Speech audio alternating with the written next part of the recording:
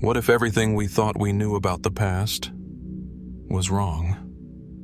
Beneath the ruins of forgotten cities and buried beneath centuries of silence lie secrets that defy explanation, enigmas carved in stone, artifacts that should not exist, and whispers of civilizations lost to time.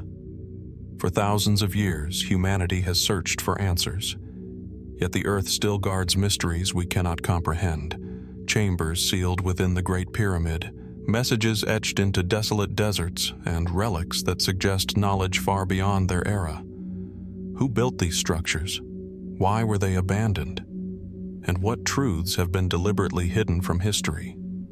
Tonight, we journey into the shadows of the ancient world, where fact and myth blur, and every discovery raises more questions than answers. These are the stories historians fear to tell, the puzzles that refuse to be solved, and they will leave you questioning everything you thought you knew. So dim the lights, open your mind, and prepare for a journey into the unknown. Sit back, relax, and let's dive into historical mysteries that will give you chills. High in the windswept wilderness of Wyoming's Pedro Mountains lies a story that has haunted historians, skeptics, and storytellers for nearly a century. The landscape itself seems to hold secrets: rugged cliffs carved by time, silent valleys where echoes linger, and caves that remain untouched for ages. It was in this remote setting, in 1934, that two prospectors claimed to have stumbled upon something that defied all explanation. Inside a small, hidden cavern, shielded from light for centuries, they found a body. Not a skeleton, not a fragment of bone, but a fully preserved, miniature mummy, barely more than a foot tall, seated cross-legged, with its hands resting calmly in its lap. Its face was hauntingly human, but not quite what one would expect. The features sharp, the teeth visible through a partly opened mouth, and the skin darkened and shrunken with time. To those who first looked upon it, the figure seemed less like a curiosity and more like a message from another age. News spread quickly. Photographs were taken, the Pedro Mountain mummy was exhibited, and debates erupted across the country. Was it a child, a malformed infant, or something far stranger? Some claimed it resembled the legendary little people spoken of in Native American oral traditions. Small beings said to live in the mountains, often feared as powerful and dangerous. Others suggested it might be evidence of a lost race, one that had walked the earth long before modern humans. Science soon entered the discussion. X-rays of the mummy revealed a complete skeleton inside, with a fully developed set of teeth. Surprisingly, the skull bore signs of trauma, as if death had come violently, perhaps by a crushing blow. Some experts argued that the remains showed evidence of anencephaly, a congenital disorder in which infants are born without parts of the brain and skull. By this explanation, the Pedro mummy was nothing more than the preserved body of a stillborn child.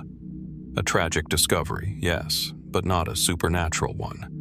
Yet questions lingered. The body's proportions were unusual, the preservation almost too perfect for its supposed age.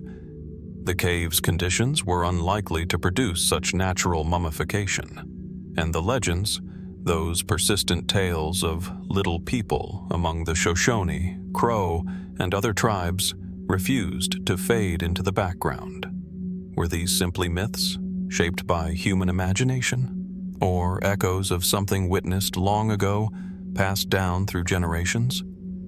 In the decades that followed, the mummy passed through the hands of private collectors, medical professionals, and eventually disappeared from public record. Today, its whereabouts are unknown. All that remains are grainy photographs, secondhand reports, and the lingering unease of a mystery that refuses to be resolved. Without the original specimen, modern science can do little more than speculate. DNA testing, carbon dating, and forensic analysis, all the tools that might bring clarity, remain impossible. Still, the questions rise. Could the Pedro mummy represent a rare but natural anomaly, perfectly explained by medicine? Or is it evidence of something we are not yet ready to understand? An evolutionary outlier, a surviving link to legends of hidden races, or perhaps a reminder that the world is older and stranger than we think? When we stand in the Pedro Mountains today, surrounded by rock formations that have endured for millions of years, it's easy to imagine that secrets remain buried, waiting to be found. Somewhere in those caves, hidden beneath layers of stone and silence, might lie more answers or more mysteries. The truth, whatever it may be, remains just beyond reach. And so the story endures, balanced between science and folklore, fact and possibility. The mummy of the San Pedro Mountains is gone, but its shadow lingers, whispering a question we cannot quite silence. What else lies hidden in the earth beneath our feet, waiting for discovery? From the painted walls of a Slovenian church, where a single fresco invites us to question what its artist might have truly seen, we now turn east, far east, to the windswept steppes and rugged cliffs of Azerbaijan. Here, in the ancient landscape of Gobustan, another mystery waits. Unlike the fresco, painted in pigment, this enigma is carved directly into stone, preserved by the earth for tens of thousands of years. The Gobustan rock art cultural landscape, a UNESCO World Heritage Site, stretches across barren hills and rocky plateaus near the Caspian Sea. It is a place of striking contrasts. Arid terrain scattered with boulders, yet dotted with patches of life. Silence broken only by the wind and the occasional call of a bird. Hidden among these rocks, on cliffs and cave walls, lie more than 6,000 petroglyphs, some dating back as far as 40,000 years. They tell stories, yet they do not tell them in ways we can fully understand. At first, the carvings seem familiar. Hunters with bows chase animals across the stone. Herds of goats and oxen are etched in motion, their forms surprisingly fluid for such ancient art. Dancers hold hands in a circle, a ritual frozen in time. These images, like those found in caves across the world, reflect the rhythms of survival and community, hunting, food, ceremony. But Gobustan is not merely another prehistoric gallery. Scattered among the carvings are shapes, figures, and symbols that resist simple explanation.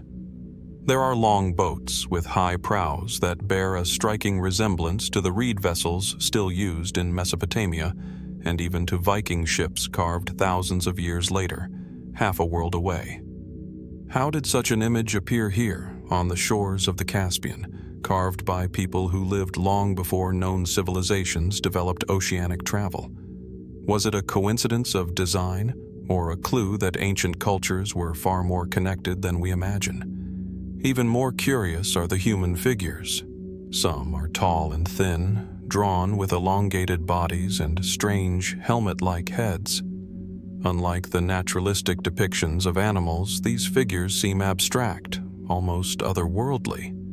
Were they stylized representations of shamans or deities? Or something stranger? Beings encountered in visions, dreams, or perhaps reality? Archaeologists have long studied Gobustan, piecing together what they can. Most agree the carvings reflect a complex spiritual life as much as a practical one.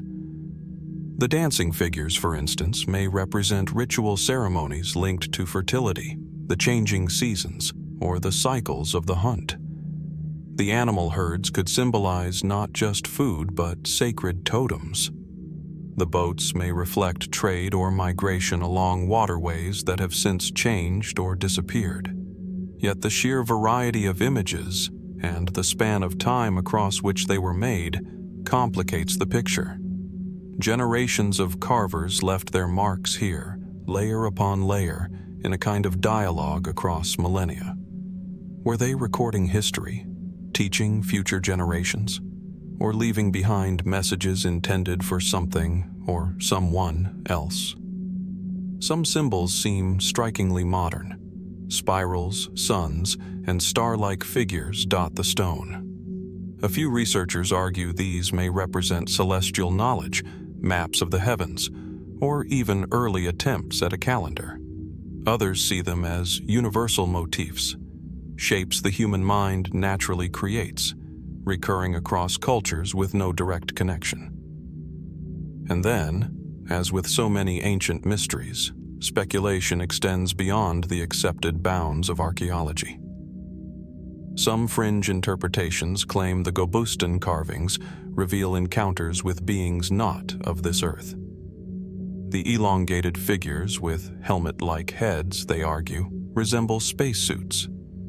The strange symbols and boats, evidence of advanced knowledge brought by visitors from beyond. To others, Gobustan is nothing less than a prehistoric record of contact, preserved in stone. Mainstream science is far more cautious. There is no hard evidence of such encounters, only resemblance and imagination. The carvings, scholars maintain, are best understood within the context of prehistoric spirituality, art, and ritual. But even within that framework, the mystery is not diminished. The sheer scope of Gobustan, the richness of its imagery, and the unanswered questions it raises make it one of the most enigmatic archaeological sites in the world. Adding to the intrigue is the landscape itself. Gobustan is not only a site of carvings, but also of natural phenomena that would have seemed extraordinary to ancient peoples. The area is dotted with mud volcanoes, where the earth bubbles and hisses with gas and liquid clay. Flames sometimes erupt spontaneously from the ground, fueled by subterranean gases, a phenomenon that gave Azerbaijan its name, the Land of Fire. Imagine living here thousands of years ago, surrounded by a land that breathed fire, shook with eruptions, and glowed at night. How could such a place not shape myths, rituals, and carvings that reflect both awe and fear? Today, Gobustan remains a place where the past and present blur. The carvings stand open to the sky, enduring the passage of time, yet still sharp enough to catch the eye. Tourists walk among them, guides tell stories, and scholars continue to study. And still, the essential questions remain. Were the boats records of journeys across distant seas, long before official history says such journeys were possible? Were the elongated figures depictions of shamans adorned in ceremonial garb, or something encountered that could not be explained in ordinary terms? And what of the spirals and celestial symbols? Were they messages to the gods, or attempts to bring the stars themselves into human comprehension? The silence of the stones gives no answers. They stand as they have for millennia, carved by hands that are gone, speaking in a language we cannot yet translate. Perhaps the people of Gobustan intended their work as a message to the future, trusting that someone, someday, would understand. Or perhaps it was not meant to be understood at all, but to remind us that not everything can be known. In the winds that sweep across the barren cliffs, in the shadows that move across the carvings as the sun sets, there is a feeling, an awareness, that Gobustan is more than a site of history. It is a riddle written in stone, enduring, waiting. And so, the question lingers. Are these carvings simply the echoes of ancient rituals, or are they fragments of a larger story, one that still lies hidden beneath the dust and silence of time? From the vanished trails of aircraft, machines swallowed by the sky with no trace left behind, we descend now to the earth. And yet, in the barren expanse of northern Chile, we encounter another kind of mystery. Not something that has disappeared, but something that has remained. In the silence of the Atacama Desert, one of the driest places on Earth, strange shapes are carved into the land itself. The Atacama is an environment of extremes. Rainfall here is so scarce that entire decades may pass without a single drop.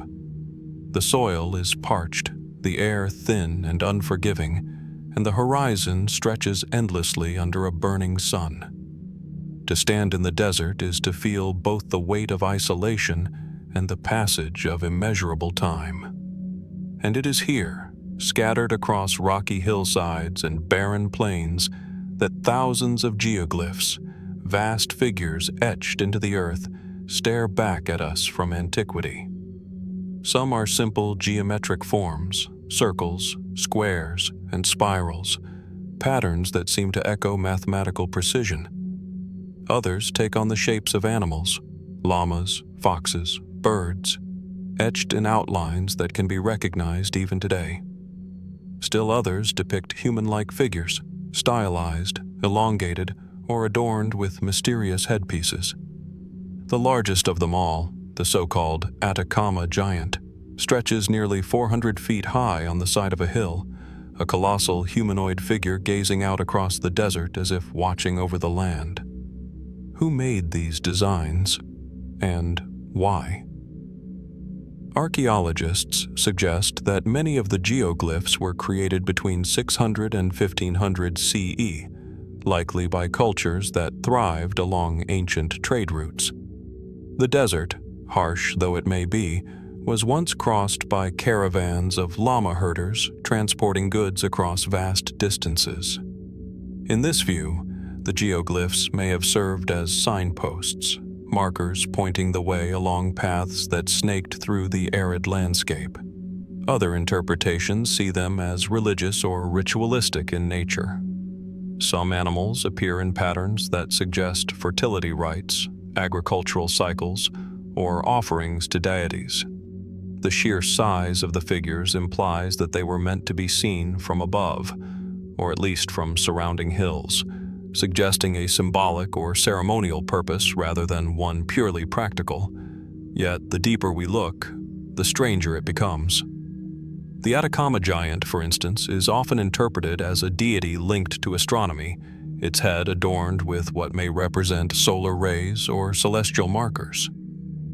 Some scholars argue that the figure functioned as a calendar, its lines and shapes aligning with the movements of the moon, guiding the timing of agricultural planting in a desert where timing was crucial. But others see in its tall, disproportionate body something far less ordinary.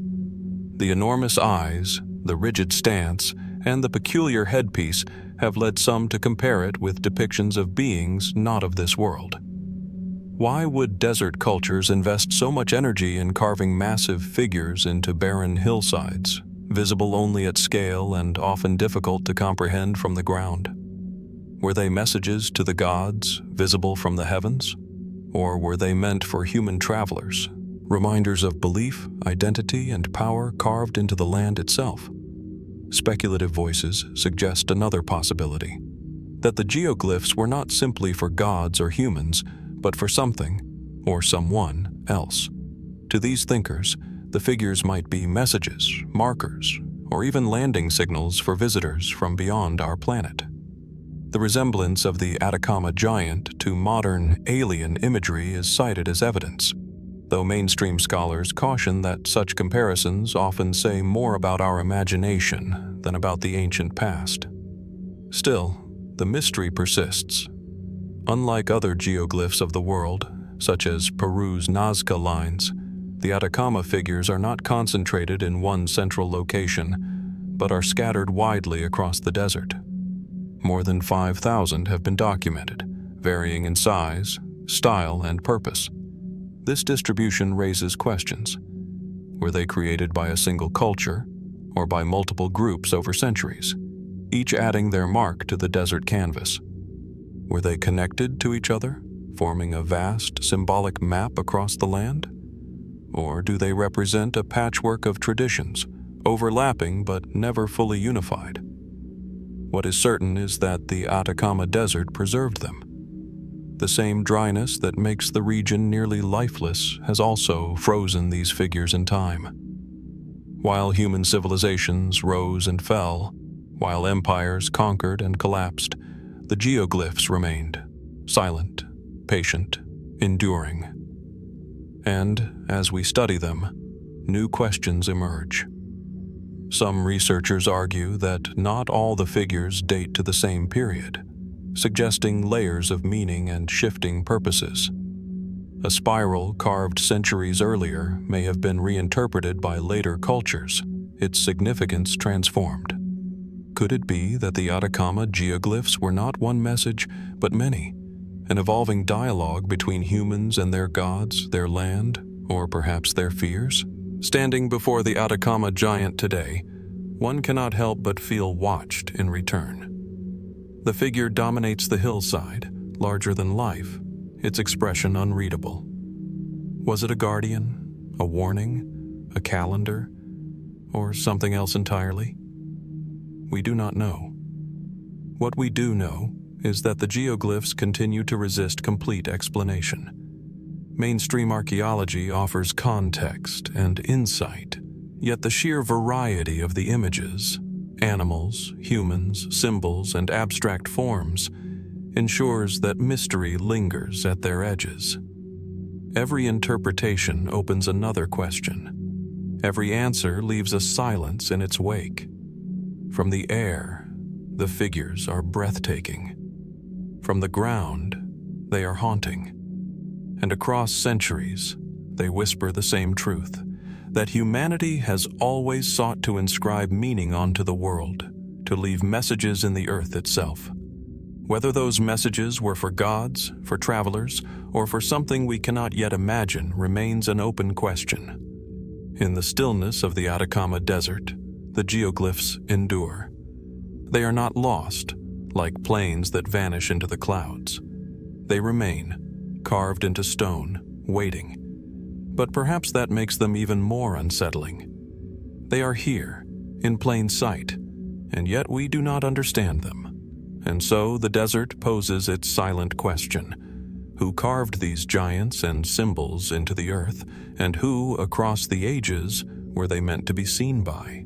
From the desert sands of Chile, where enormous geoglyphs stare across barren landscapes as if reaching toward eternity, our journey now turns to another desert, one that cradles the ruins of empires. Here, beneath the relentless sun of Egypt, lies a mystery that has endured for over 2,000 years. It is not a carving, not a painting, but an absence. A missing resting place that has baffled historians, archaeologists, and seekers alike. The question is simple, but its answer has remained elusive. Where is the tomb of Alexander the Great? Alexander, king of Macedon, conqueror of Persia, and founder of one of the greatest empires in history, died in Babylon in 323 BCE. He was only 32 years old. His campaigns had carried him across continents, reshaping the ancient world and leaving a legacy that would echo for centuries. When he died, the question of his burial was not merely a matter of ritual. It was a question of power, legitimacy, and destiny. Historical records tell us that his body did not remain in Babylon. Instead, it was carried westward, first toward Macedonia, but ultimately diverted to Egypt. Ptolemy, one of Alexander's generals and the future founder of the Ptolemaic dynasty, seized the opportunity. To control the body of Alexander was to control his legacy. By bringing the conqueror's remains to Egypt, Ptolemy anchored his rule in the symbolic presence of the man who had united East and West. The tomb, according to ancient writers, was placed in Alexandria, the city Alexander himself had founded on the Mediterranean coast. There, in a magnificent mausoleum known as the Soma, his body was displayed in a golden sarcophagus, later replaced with one of glass. Roman emperors visited the tomb. Julius Caesar is said to have wept at the sight of the fallen king. Augustus gazed upon Alexander's body, reportedly touching it before accidentally breaking part of the nose. Others came too. Caracalla, Septimius Severus, even Caligula, each compelled to stand in the presence of the man who had once held the world in his grasp. And then, the tomb vanished. By the 4th or 5th century CE, references to Alexander's resting place grow silent. The golden sarcophagus is gone, the Soma no longer mentioned. The city of Alexandria, repeatedly shaken by earthquakes, tsunamis, and wars, buried its secrets beneath shifting sands and rising seas. Today, no trace of the tomb has ever been conclusively found. So where is it? Mainstream historians believe the tomb lies somewhere beneath modern Alexandria, buried under centuries of construction. The ancient city sits beneath today's bustling metropolis, making excavation difficult, if not impossible. Layers of modern buildings, narrow streets, and dense neighborhoods hide whatever remnants may remain. In this view, the tomb may still be there, waiting, its treasures and body entombed beneath foundations of stone and concrete. Yet, alternative theories abound. Some argue the tomb was destroyed, plundered in the chaos of late antiquity when pagan monuments were dismantled by Christian authorities. Others suggest it was relocated, hidden away to protect it from looters, perhaps moved to Siwa Oasis, where Alexander once visited the Oracle of Ammon and was hailed as a son of the god Zeus. Could his followers have chosen to return him to that sacred site, far from Alexandria's turmoil? And then there are more speculative ideas. Some claim the body was taken back to Macedonia after all, laid to rest in the royal tombs at Vergina or Amphipolis. Others, venturing further into legend, imagine that Alexander's body was hidden deliberately to preserve its power, or even that it awaits discovery in some sealed chamber yet untouched by time. A few fringe voices suggest the secrecy surrounding his remains reflects not just politics, but knowledge, secrets that were never meant to be revealed. What makes the mystery so enduring is that it is not only about the location of a tomb. It is about the absence of closure for one of history's most pivotal figures. Alexander's empire stretched from Greece to India, yet the man himself disappeared into the silence of time. How could a leader so revered, so carefully honored in antiquity, leave behind no trace of his final resting place? Archaeological expeditions in Alexandria have uncovered fragments of the ancient city, ruins of palaces, temples, and streets long submerged. But so far, no sign of Alexander's mausoleum has come to light. Each discovery raises hope, only for the trail to grow cold again. For scholars, the search is a challenge of patience and persistence. For dreamers, it is an invitation to imagine what still lies hidden beneath the sand and stone. And perhaps that is what makes this mystery so haunting. The geoglyphs of the Atacama stand in plain sight, challenging us to decipher them. The tomb of Alexander the Great does the opposite. It hides, eluding discovery, refusing to be revealed. In its absence, it speaks to us. Is it buried beneath Alexandria, waiting for a future archaeologist to uncover its treasures? Is it gone forever, destroyed by time and conquest? Or is it somewhere else entirely, hidden by those who believed Alexander's body carried a power too great to be left in the open? The streets of modern Alexandria bustle with life, the voices of merchants and the hum of traffic filling the air. Beneath it all, perhaps, lies the silent chamber of a king who once reshaped the world. And until it is found, or proven lost, the question endures, as much a part of Alexander's legacy as his conquests. Where is the lost tomb of Alexander the Great? From the silent streets of modern Alexandria, where the tomb of Alexander the Great may lie hidden beneath layers of history, our journey moves north, to another treasure lost, but in far more recent times.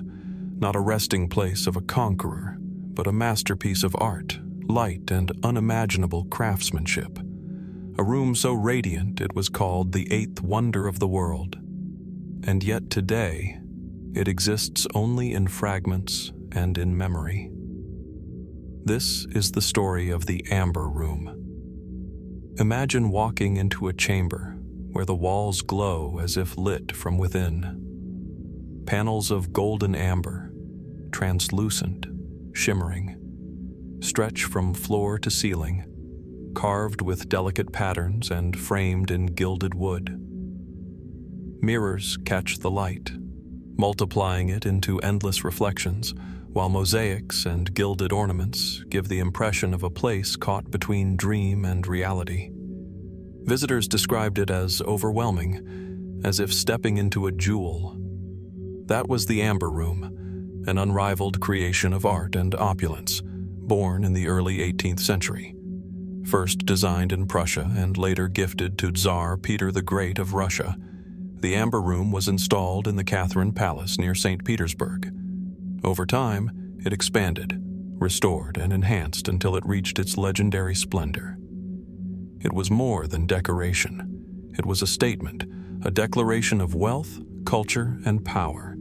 For centuries, it stood as one of Russia's greatest treasures. But then came war. In 1941, Nazi Germany launched Operation Barbarossa, invading the Soviet Union. As German forces advanced toward Leningrad, curators of the Catherine Palace scrambled to save its treasures. Paintings, statues, and relics were evacuated. But the Amber Room was too fragile, its panels too brittle to withstand hurried removal. Desperate attempts were made to conceal it. Thin layers of paper were glued over the amber, wooden boards placed in front. But the effort failed. When German troops arrived, they dismantled the room in a matter of days. Packed into crates, it was shipped to Königsberg in East Prussia. There, within the walls of Königsberg Castle, the Amber Room was reassembled and displayed for a time. Visitors marveled once again at its brilliance, even as Europe burned around it. And then, like Alexander's tomb, it vanished. By 1944, as Allied bombers pounded Königsberg and Soviet forces closed in, the fate of the Amber Room grew uncertain. Some accounts claim it was destroyed in bombing raids, reduced to ashes in the castle's fiery ruins. Others suggest it was dismantled again, packed into crates, and spirited away by train or ship, hidden deep in mines, caves, or bunkers to protect it from the approaching enemy. When Soviet troops finally captured Königsberg in 1945, they found only rubble. The Amber Room was gone. Since then, the search has never ceased. Expeditions have scoured Europe, abandoned mines in Germany, sealed bunkers in Poland, even the cold depths of the Baltic Sea, where some believe a ship carrying the Amber Room sank during the chaos of war. Each lead brings hope. Each discovery sparks headlines, but so far, nothing definitive has been found. Some historians lean toward the simplest explanation, that the Amber Room was indeed destroyed during the Allied bombing of Königsberg. Photographs taken after the war show the castle in ruins, flames having consumed much of its interior. If the amber panels were still inside, perhaps they melted, burned, and disappeared forever. But others remain unconvinced. Amber, though flammable, does not vanish without trace. Could fragments, at least, have survived? And why, then, have none ever been found among the ruins? The absence of evidence feeds speculation that the Amber Room was moved before the bombing, perhaps onto a train bound for Saxony, perhaps into secret tunnels beneath Königsberg, perhaps even loaded onto ships fleeing across the Baltic. Over the decades, new claims surface from time to time. Treasure hunters report amber panels hidden in salt mines. Divers claim to have seen crates in sunken wrecks. Occasionally, small fragments of the original Amber Room do resurface. A mosaic panel here, a carved piece there, found in private collections or recovered from wartime looting. But the room itself, in all its majesty, remains lost. Some take the mystery further, weaving tales of conspiracies and cover-ups. Did the Nazis deliberately conceal the Amber Room, hiding it in a location still undiscovered? Did the Soviets perhaps recover it quietly and keep its fate a secret for political reasons? Or is the truth far simpler, An irreplaceable masterpiece destroyed in the chaos of war, remembered today only in photographs and replicas? Indeed, a replica now stands in the Catherine Palace, painstakingly reconstructed over decades by Russian artisans. Completed in 2003, it offers visitors a glimpse of the glory that once was.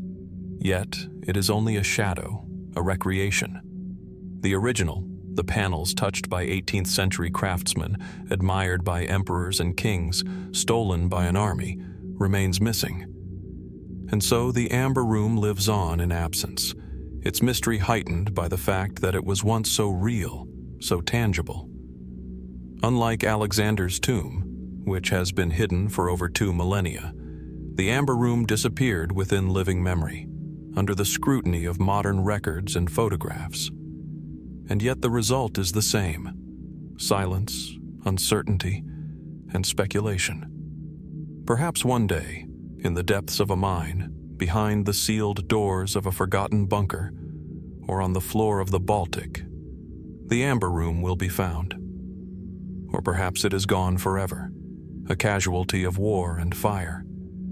Until then, it remains one of the greatest unsolved mysteries of art and history, a glowing chamber of amber light, extinguished but not forgotten.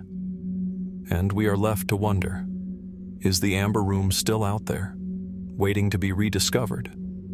Or has it already slipped into the realm of legend, another treasure swallowed by time? From the vanished glow of the Amber Room, once dazzling the halls of the Catherine Palace, we move to a very different kind of light, one not crafted by human hands, but reported as blazing across the sky itself. It is a mystery not of art nor treasure, but of the heavens. The year is 1561. The place, the city of Nuremberg, in what is now Germany. And what its people claim to witness one April morning remains one of the most curious celestial events ever recorded. At the time, Nuremberg was a thriving city of commerce and culture, fortified by medieval walls and crowned with spires that reached into the sky. On the morning of April 14th, residents awoke to something extraordinary. The sky above their city, they said, erupted into a spectacle of shapes, colors, and movement. An event so strange, so overwhelming, that a local printer created a woodcut illustration to record it for posterity. That woodcut, accompanied by a written report, still survives today, preserving an image of a sky filled with forms that defy easy explanation. According to the account, the citizens of Nuremberg saw a dreadful apparition in the rising sun. Shapes appeared in the air, crosses, spheres, tubes, and other figures, seeming to dart, clash, and move with intention. The report describes objects fighting each other as though engaged in battle. Some fell to the earth, disappearing in smoke. Others seemed to vanish into the sun itself. For the people of the time, steeped in both religious devotion and a growing fascination with natural philosophy, the sight was shocking. But what was it? Mainstream explanations often begin with the natural world. Atmospheric phenomena, such as parhelia or sundogs, can produce brilliant halos, arcs, and colored lights around the sun. Could the Nuremberg event have been an unusually vivid display of such optical effects? In a sky laden with ice crystals, refracting the early morning light, shapes could indeed have appeared to shift and multiply. The battle might have been nothing more than the human imagination assigning motion and purpose to dazzling but natural patterns. Others point to astronomical events. A meteor shower, for instance, could have filled the sky with streaks of light, exploding into fragments as they burned through the atmosphere. The falling of objects to the Earth might reflect this interpretation. Still, meteor showers are brief, often lasting only minutes, yet the Nuremberg account suggests a spectacle that unfolded over hours. Could memory, retelling, or artistic license have extended its duration in the records? And then there are the more speculative theories. Some interpret the woodcut and report as evidence of an early UFO sighting. To modernize, the shapes, spheres, tubes, and crosses have been compared to descriptions of aerial phenomena in more recent centuries. The idea of a battle in the sky echoes similar themes found in folklore around the world: mysterious lights, strange movements, and conflicts witnessed above. Was Nuremberg experiencing not a natural display, but something else entirely, an encounter beyond ordinary human understanding? Still, we must ask, how much of the story belongs to the sky, and how much belongs to the lens of the 16th century mind? For people in 1561, the heavens were not merely a physical space. They were a canvas of meaning, where God, angels, and portents could reveal themselves. To see strange shapes above the city was not only a spectacle, it was a sign. The report of the event describes it in moral and religious terms, urging citizens to turn toward God in repentance. Was the celestial battle less about what was seen and more about how it was interpreted? The woodcut itself adds to the mystery. Crafted by Hans Glaser, a Nuremberg printer, it shows the sky crowded with rods, spheres, and crosses, all tumbling across the horizon. It is an image at once precise and symbolic, leaving modern viewers uncertain. Was Glaser illustrating literal objects or representing a vision infused with religious symbolism? The line between observation and interpretation, between record and message, is difficult to draw. Over the centuries, the Nuremberg phenomenon has been revisited again and again. Skeptics see it as a misunderstood natural display, magnified by fear, faith, and artistic imagination. Others view it as part of a broader pattern of unexplained aerial sightings in human history, stretching back far before the modern era of aviation and space exploration. Each perspective brings part of the truth, perhaps, but none resolves it fully. And so, we are left with questions. If it was a natural phenomenon, why was it so vividly described as a battle, with objects colliding, scattering, and falling? If it was symbolic, why did so many citizens reportedly witness the same shapes? And if it was something else, something outside the ordinary, what exactly did the people of Nuremberg see in their sky that spring morning? In the end, the event remains suspended between history and mystery. The woodcut survives, the words endure, but the sky of 1561 has long since darkened into memory.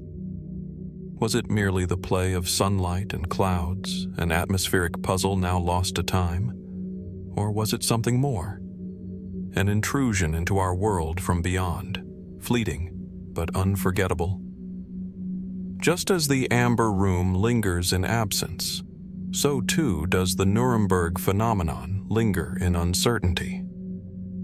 And as we move through history's enigmas, we are reminded that not all mysteries lie buried in the earth or hidden in palaces. Some appear above us, written in the sky itself, and then vanish, leaving only questions behind.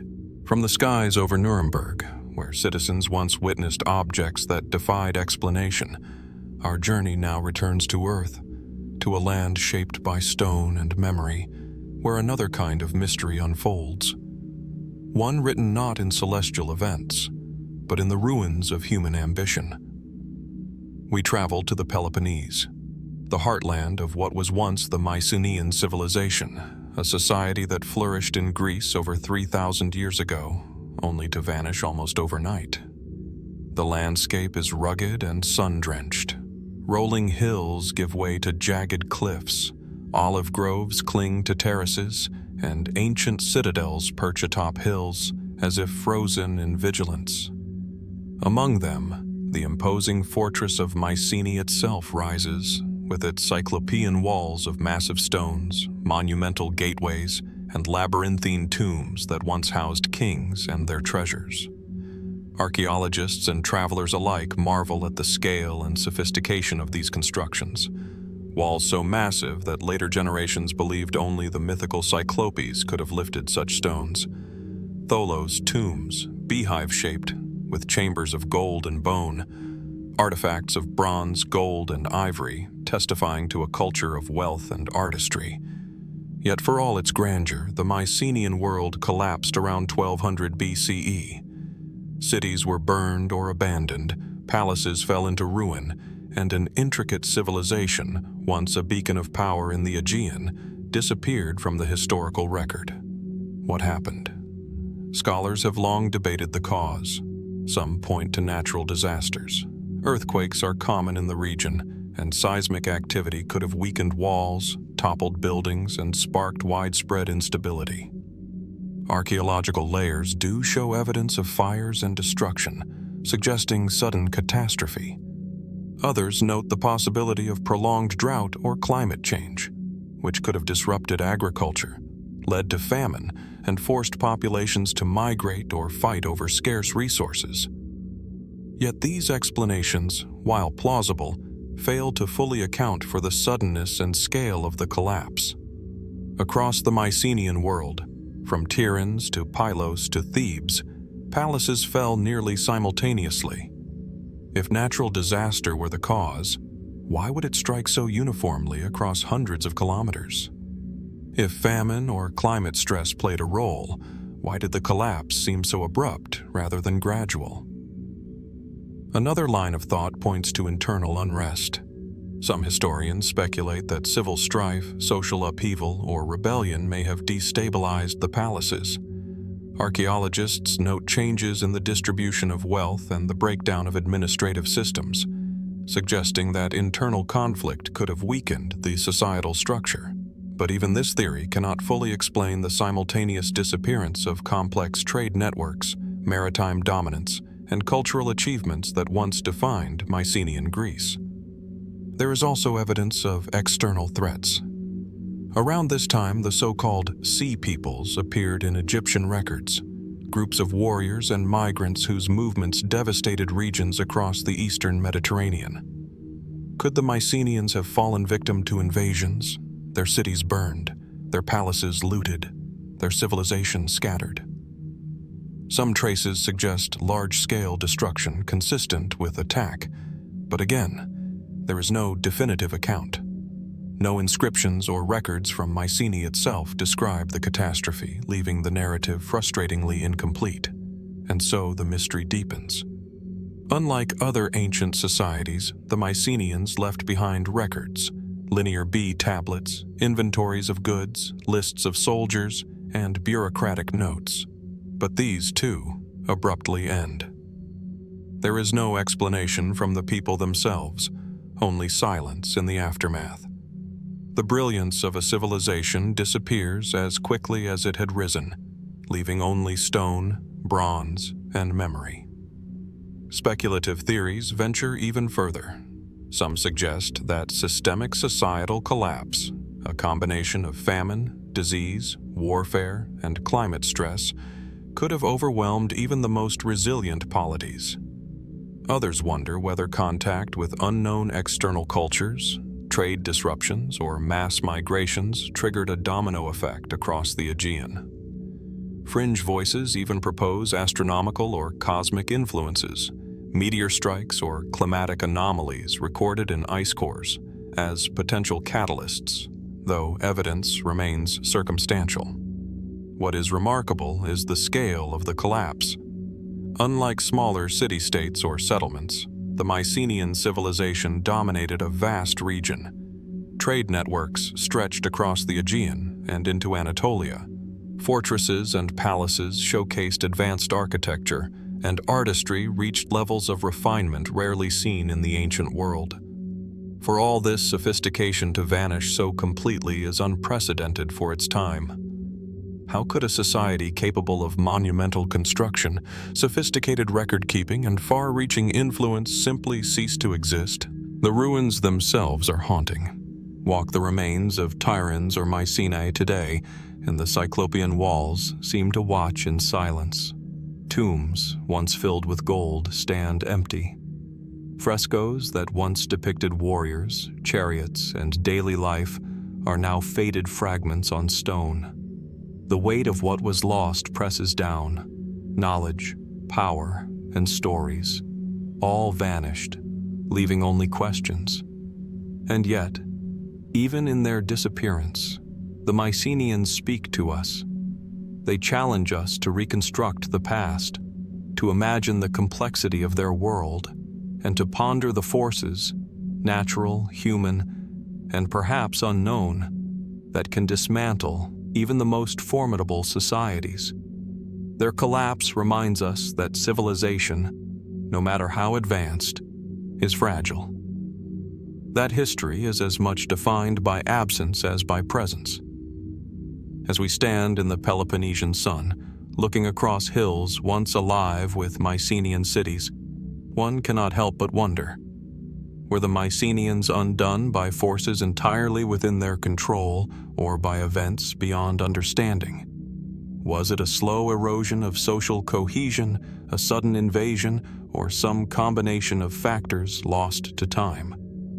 And perhaps, most hauntingly, what secrets, written in linear B tablets or buried in unexcavated tombs, remain hidden, waiting for a future discovery to shed light on their sudden disappearance?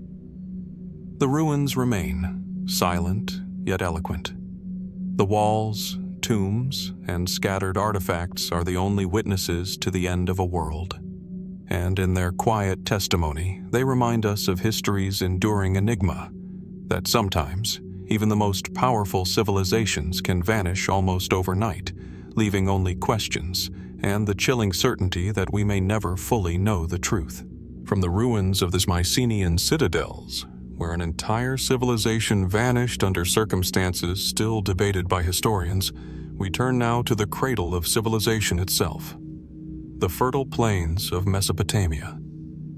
Here, between the Tigris and Euphrates rivers, a society arose thousands of years ago that would leave behind not only monumental architecture and sophisticated irrigation systems, but also a record that continues to puzzle scholars to this day. This is the story of the Sumerian king list and its claims of rulers who reigned for tens of thousands of years. The Sumerian king list is a clay tablet, painstakingly inscribed in cuneiform, now preserved in fragments in museums around the world. At first glance, it is deceptively ordinary, a chronological listing of kings, the cities from which they ruled, and the lengths of their reigns. Yet the numbers quickly strain credulity. The earliest entries, in what the list calls the antediluvian period, before a great flood, claim kings ruled for tens of thousands of years. Alulim is said to have reigned for 28,800 years. Alulgar, 36,000. The pattern continues, with reigns so long that they defy human understanding. Why would a culture, otherwise grounded in practical achievements, mathematics, astronomy, law, record rulers who supposedly lived for tens of millennia? Scholars have debated this question for over a century. Some interpret the number symbolically, arguing that the exaggerated reigns reflect divine favor or cosmic cycles rather than literal time. Others suggest that Sumerian numerology, with its base 60 counting system, might have inflated the figures when converted to our modern understanding of years. Yet the mystery is not purely numerical. The king list shows remarkable consistency across multiple tablets and locations. Sumerian scribes in different cities, at different times, recorded the same names and sequences.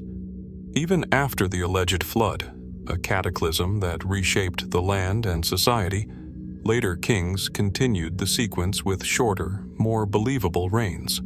The careful preservation of these names and dates suggests that the Sumerians were not simply inventing mythology at random. They were recording something they considered meaningful, if not fully understood. Mainstream historians often interpret the list as a mixture of myth and history. The antediluvian kings, with impossibly long reigns, may have been legendary figures or deified ancestors. The post-flood kings, whose reigns fall into more reasonable decades, correspond more closely with archaeological evidence, inscriptions, city walls, and administrative records. Yet the transition between these periods is abrupt and unexplained. How and why did the Sumerians switch from cosmic longevity to mortal governance? Speculative theories venture even further. Some suggest the king list hints at knowledge of pre-human or superhuman rulers, beings who lived in a time beyond our conventional understanding of history. Could these kings represent an ancient memory of civilizations far older than archaeology currently admits? Could the extraordinary reigns hint at cycles of time or technology lost to us, misinterpreted as myth? Others propose an even more controversial idea, that the king list preserves the memory of visitors from another world. In this interpretation, the enormous lifespans are not symbolic but literal, representing beings with knowledge, longevity, or abilities beyond ordinary humans. To ancient Sumerians, whose sky was rich with celestial observation, such beings might have seemed like gods or kings who bridged the earthly and the divine. And yet, for all the speculation, the tablets themselves are silent beyond their meticulous inscriptions. They do not explain how these reigns were measured, why they ended, or why the numbers are so precise. For example, Ululim's 28,800-year reign is not rounded. It is recorded as an exact number. What system did the Sumerians use to track time, and why does it produce such staggering figures? Modern archaeology offers some insight. Excavations of Sumerian cities, Uruk, Eridu, Ur, have revealed a culture of incredible complexity, with monumental architecture, canals, and advanced knowledge of astronomy and mathematics. The sophistication of these societies supports the idea that their records, even if partially symbolic, were intended to convey something significant. They were documenting a lineage of rulership, a continuity of power, or perhaps a memory of human or superhuman achievements that extended beyond ordinary chronology. Yet the enigma remains. Unlike other ancient civilizations, where kingship is measurable through coins, inscriptions, and monuments, the earliest Sumerian rulers are known only from this list.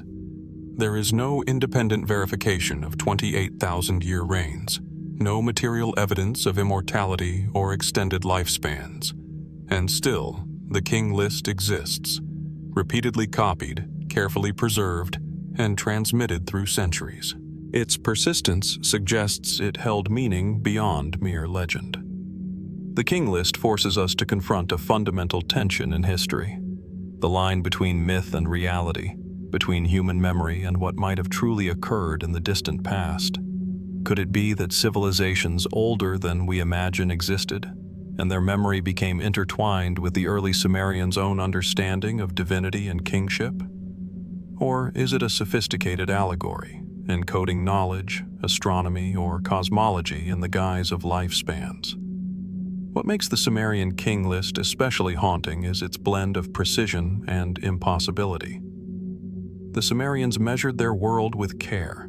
They built canals that still carry water, walls that have endured millennia, and tablets whose inscriptions survive today.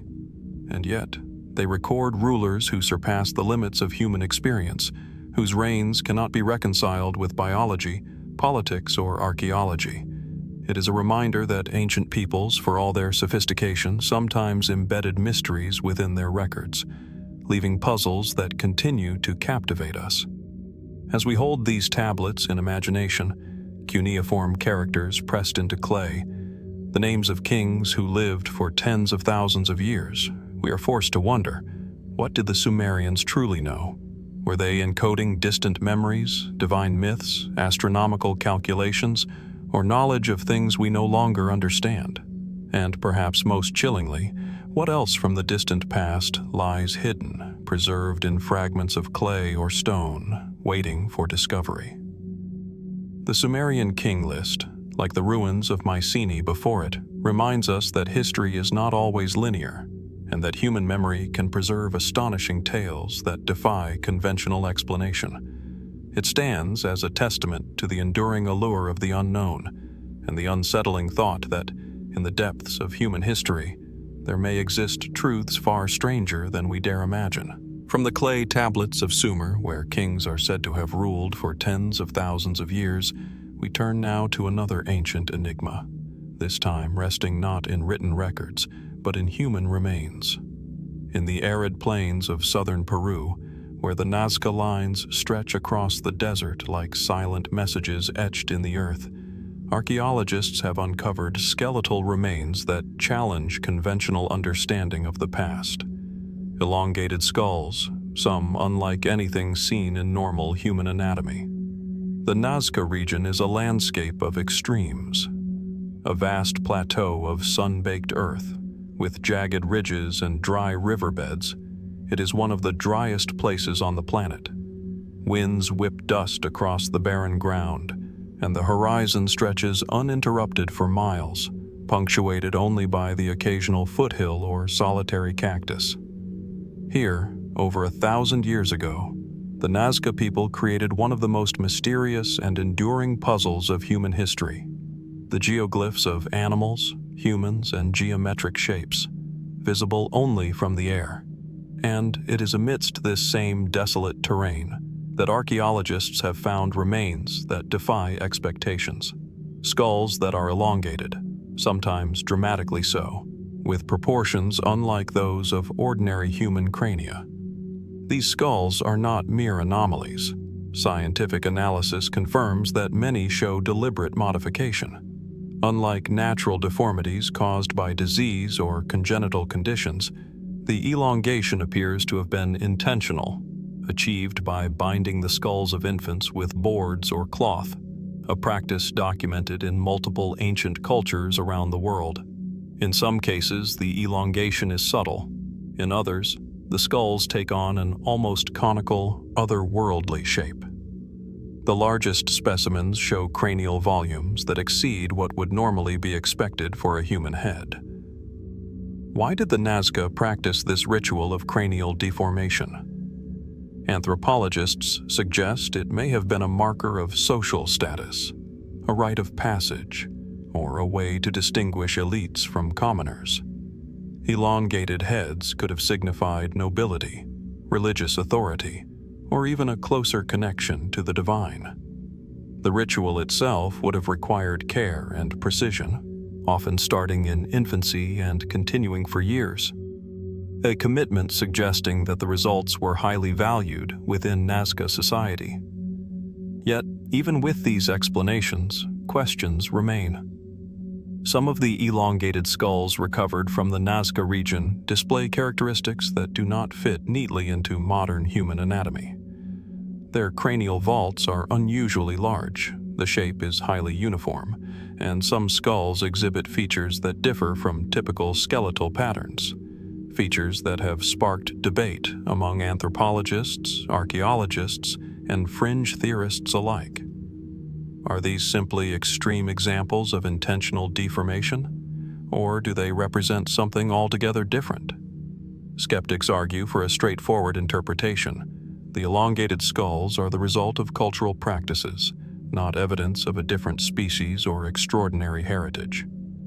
Computer tomography scans and DNA testing on several skulls have shown that the remains are indeed human. Variations in shape and volume, while striking, fall within the upper range of human cranial diversity. Yet the sheer number of these elongated skulls, their concentration in elite burials, and the meticulous care with which the modifications were performed continue to intrigue researchers. Speculative theories push the boundaries further. Some suggest that these skulls may be evidence of contact with unknown civilizations or even extraterrestrial visitors. Proponents of this view point to the unusual cranial proportions and the context of the Nazca lines themselves, giant images visible only from the air, as potential signs of advanced knowledge or guidance from beings outside our world. They ask, could the Nazca have been influenced by entities with entirely different biology? And could these skulls reflect an attempt to emulate or honor such beings? Others propose a symbolic interpretation beyond status or religion. Perhaps the elongation was meant to create a new identity, to transform the individual into something closer to a divine ideal or ancestral archetype. In this view, the physical modification becomes more than cosmetic. It is a ritualized expression of cosmology, a tangible link between the human body and the mysteries of the heavens. Could the Nazca have believed that by altering the shape of the head, they were reshaping consciousness itself, aligning the individual with sacred knowledge or celestial forces? Scientific investigations continue to yield tantalizing clues. Isotopic analysis of the bones reveals dietary patterns, migrations, and even possible health conditions, while radiocarbon dating places many of the skulls between 1000 and 2000 CE. DNA studies are ongoing, promising insight into lineage, ancestry, and whether these individuals were part of an isolated population or integrated into broader Nazca society. Each discovery adds a layer of understanding, but also deepens the mystery. What makes the Nazca skulls so compelling is not just their form, but the context in which they were found. Many were recovered from ceremonial sites in proximity to geoglyphs depicting animals, deities, and geometric symbols. These locations suggest a connection between the ritual modification of the body and the cultural and spiritual life of the Nazca people. The elongated heads, like the figures in the desert, may have been designed to communicate something profound, a visual or symbolic expression of status, spirituality, or perhaps even knowledge lost to time. The imagery, the precision, and the meticulous care invested in both the skulls and the lines across the desert raise one final question. What was the ultimate purpose? Were these modifications a reflection of human creativity and devotion? Or do they hint at knowledge, influences, or interactions that we do not yet comprehend? Why do some skulls exhibit traits so unusual that they push the boundaries of known human variation? And what can they tell us about the people who created them and the world they inhabited? As we examine these remains, their silent testimony is both captivating and unsettling. Unlike written records, these skulls do not explain themselves. Unlike monuments or palaces, they are not adorned with inscriptions or dedications. They speak only in shape, form, and placement. They are reminders that even in societies we study meticulously, vast mysteries remain, enigmas that resist definitive explanation and invite wonder. The Nazca elongated skulls, like the Sumerian king list before them, compel us to reconsider what we think we know about human history. They exist at the intersection of the ordinary and the extraordinary, human in origin, yet shaped in ways that challenge expectations. Artifacts of culture, yet reminiscent of something beyond the known. Their presence in the arid Peruvian desert is a quiet yet potent reminder that the past often preserves riddles, waiting for those willing to study, to question, and to imagine. And so, as we walk the desert plains today, the wind carrying dust across the earth and the geoglyphs spread beneath the sun, we are left with the same haunting thought that has accompanied these mysteries for centuries. What stories, knowledge, or truths lie hidden within these elongated skulls? And what have we yet to discover about the people who shaped them, and perhaps the world they glimpsed beyond our understanding? From the sun-scorched plains of Peru, where the Nazca elongated skulls silently guard the secrets of an ancient civilization, our journey shifts northward and westward, across oceans, mountains, and centuries, to the mist-laden landscapes of Iron Age Europe.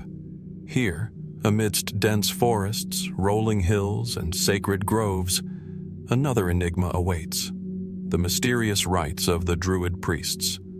Unlike the etched lines of Nazca, the evidence of the Druids is subtle, often intangible, woven into myths, oral traditions, and the sparse accounts of Roman chroniclers. Yet the allure of what they knew, practiced and guarded, endures, drawing scholars, historians, and seekers into a world where ritual, nature, and the hidden intersect. Imagine the forests of Gaul or Britannia in the 1st century BCE.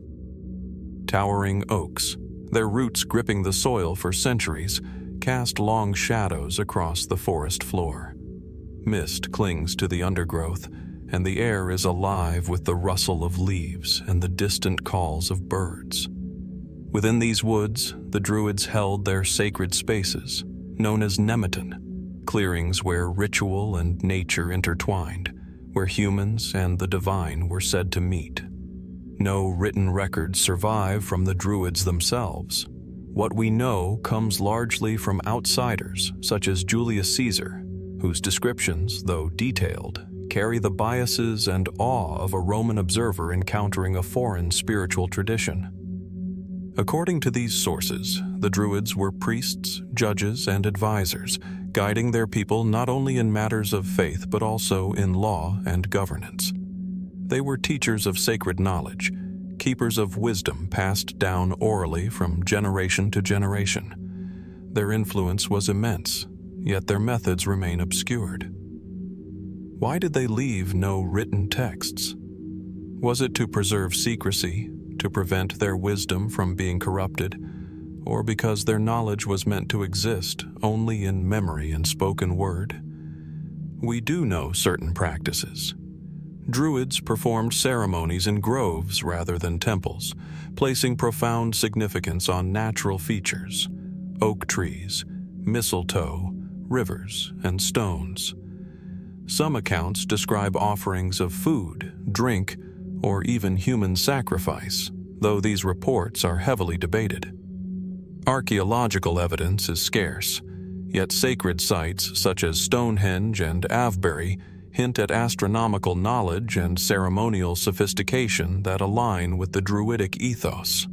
Observation of the skies, alignment with seasonal cycles, and a symbolic blending of earth and cosmos. The secrecy of the Druids raises further questions. How much of their practice was spiritual, and how much was political? Were their rituals designed solely to commune with the divine, or did they also serve to consolidate power, maintain social order, and influence rulers? Caesar and other Roman writers were struck by the Druids' authority. They could levy taxes, adjudicate disputes, and even sanction warfare. In societies lacking extensive written law, such power placed the Druids at the center of both earthly and spiritual life. Yet, for all that is recorded, the heart of their rites remains hidden. The Druids' teachings were oral, transmitted through memorization, poetry, and ritual. They were guardians of esoteric knowledge, perhaps of the natural world, of cycles of life and death, and of human consciousness. Could it be that much of what they knew, herbal medicine, astronomy, mathematics, or philosophy, was encoded symbolically in their ceremonies, their chants, and the sacred landscapes themselves?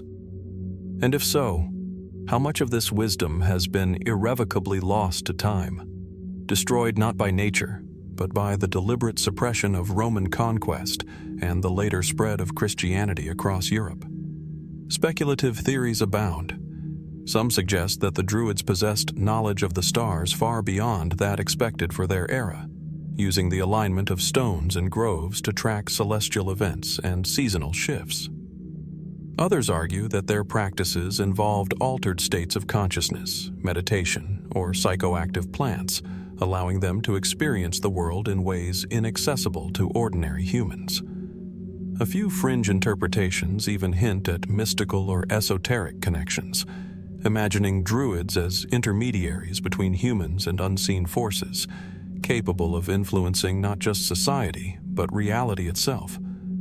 Archaeological discoveries offer glimpses, but rarely answers. Burials containing offerings of food, tools, and ornaments suggest ritualized behavior. Sacred enclosures and stone circles indicate complex planning and symbolic intent. Yet, the direct link to Druidic ritual is often conjectural, inferred from patterns and context rather than documented practice. The Druids left traces in the land, in memory, and in myth, yet their central rites, The prayers, chants, and ceremonies that defined their spiritual authority remain beyond reach. What makes the Druids especially compelling is their persistence in legend. Even after the Roman conquest attempted to eradicate their influence, stories of these priests survived. Medieval Irish and Welsh texts preserve echoes of Druidic knowledge, blending historical memory with myth.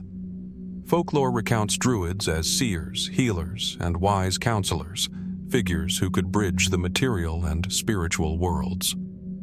These traditions suggest that, while much may have been lost, the essence of their practice was never entirely extinguished.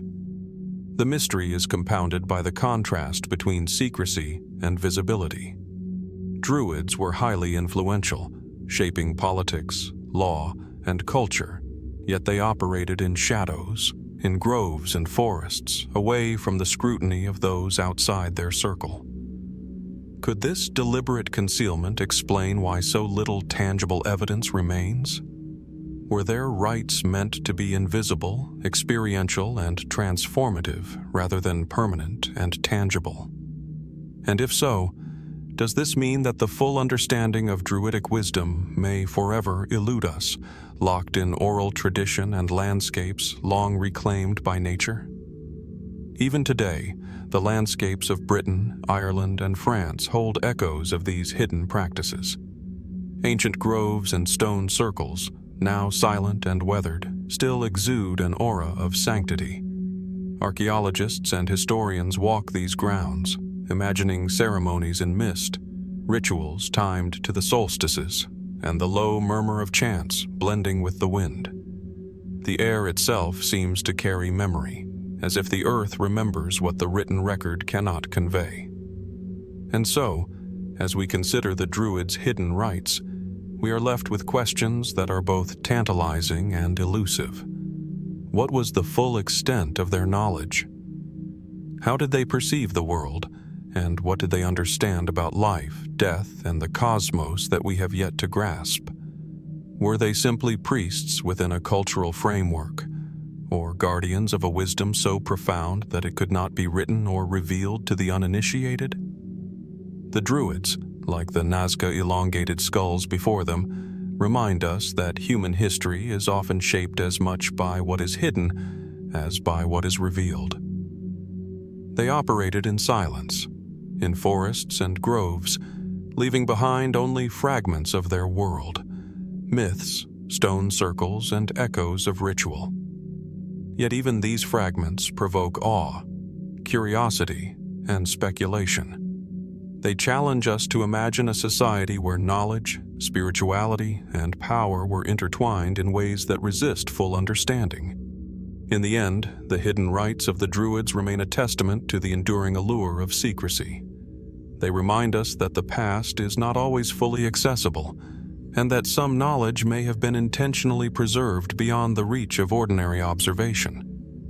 As we stand among the ancient stones and whispering trees today, we are confronted with the same haunting thought that has drawn generations to the forests of Europe. What truths were once guarded by the Druid priests, and what has been lost to history, lingering only as shadow, memory, and mystery?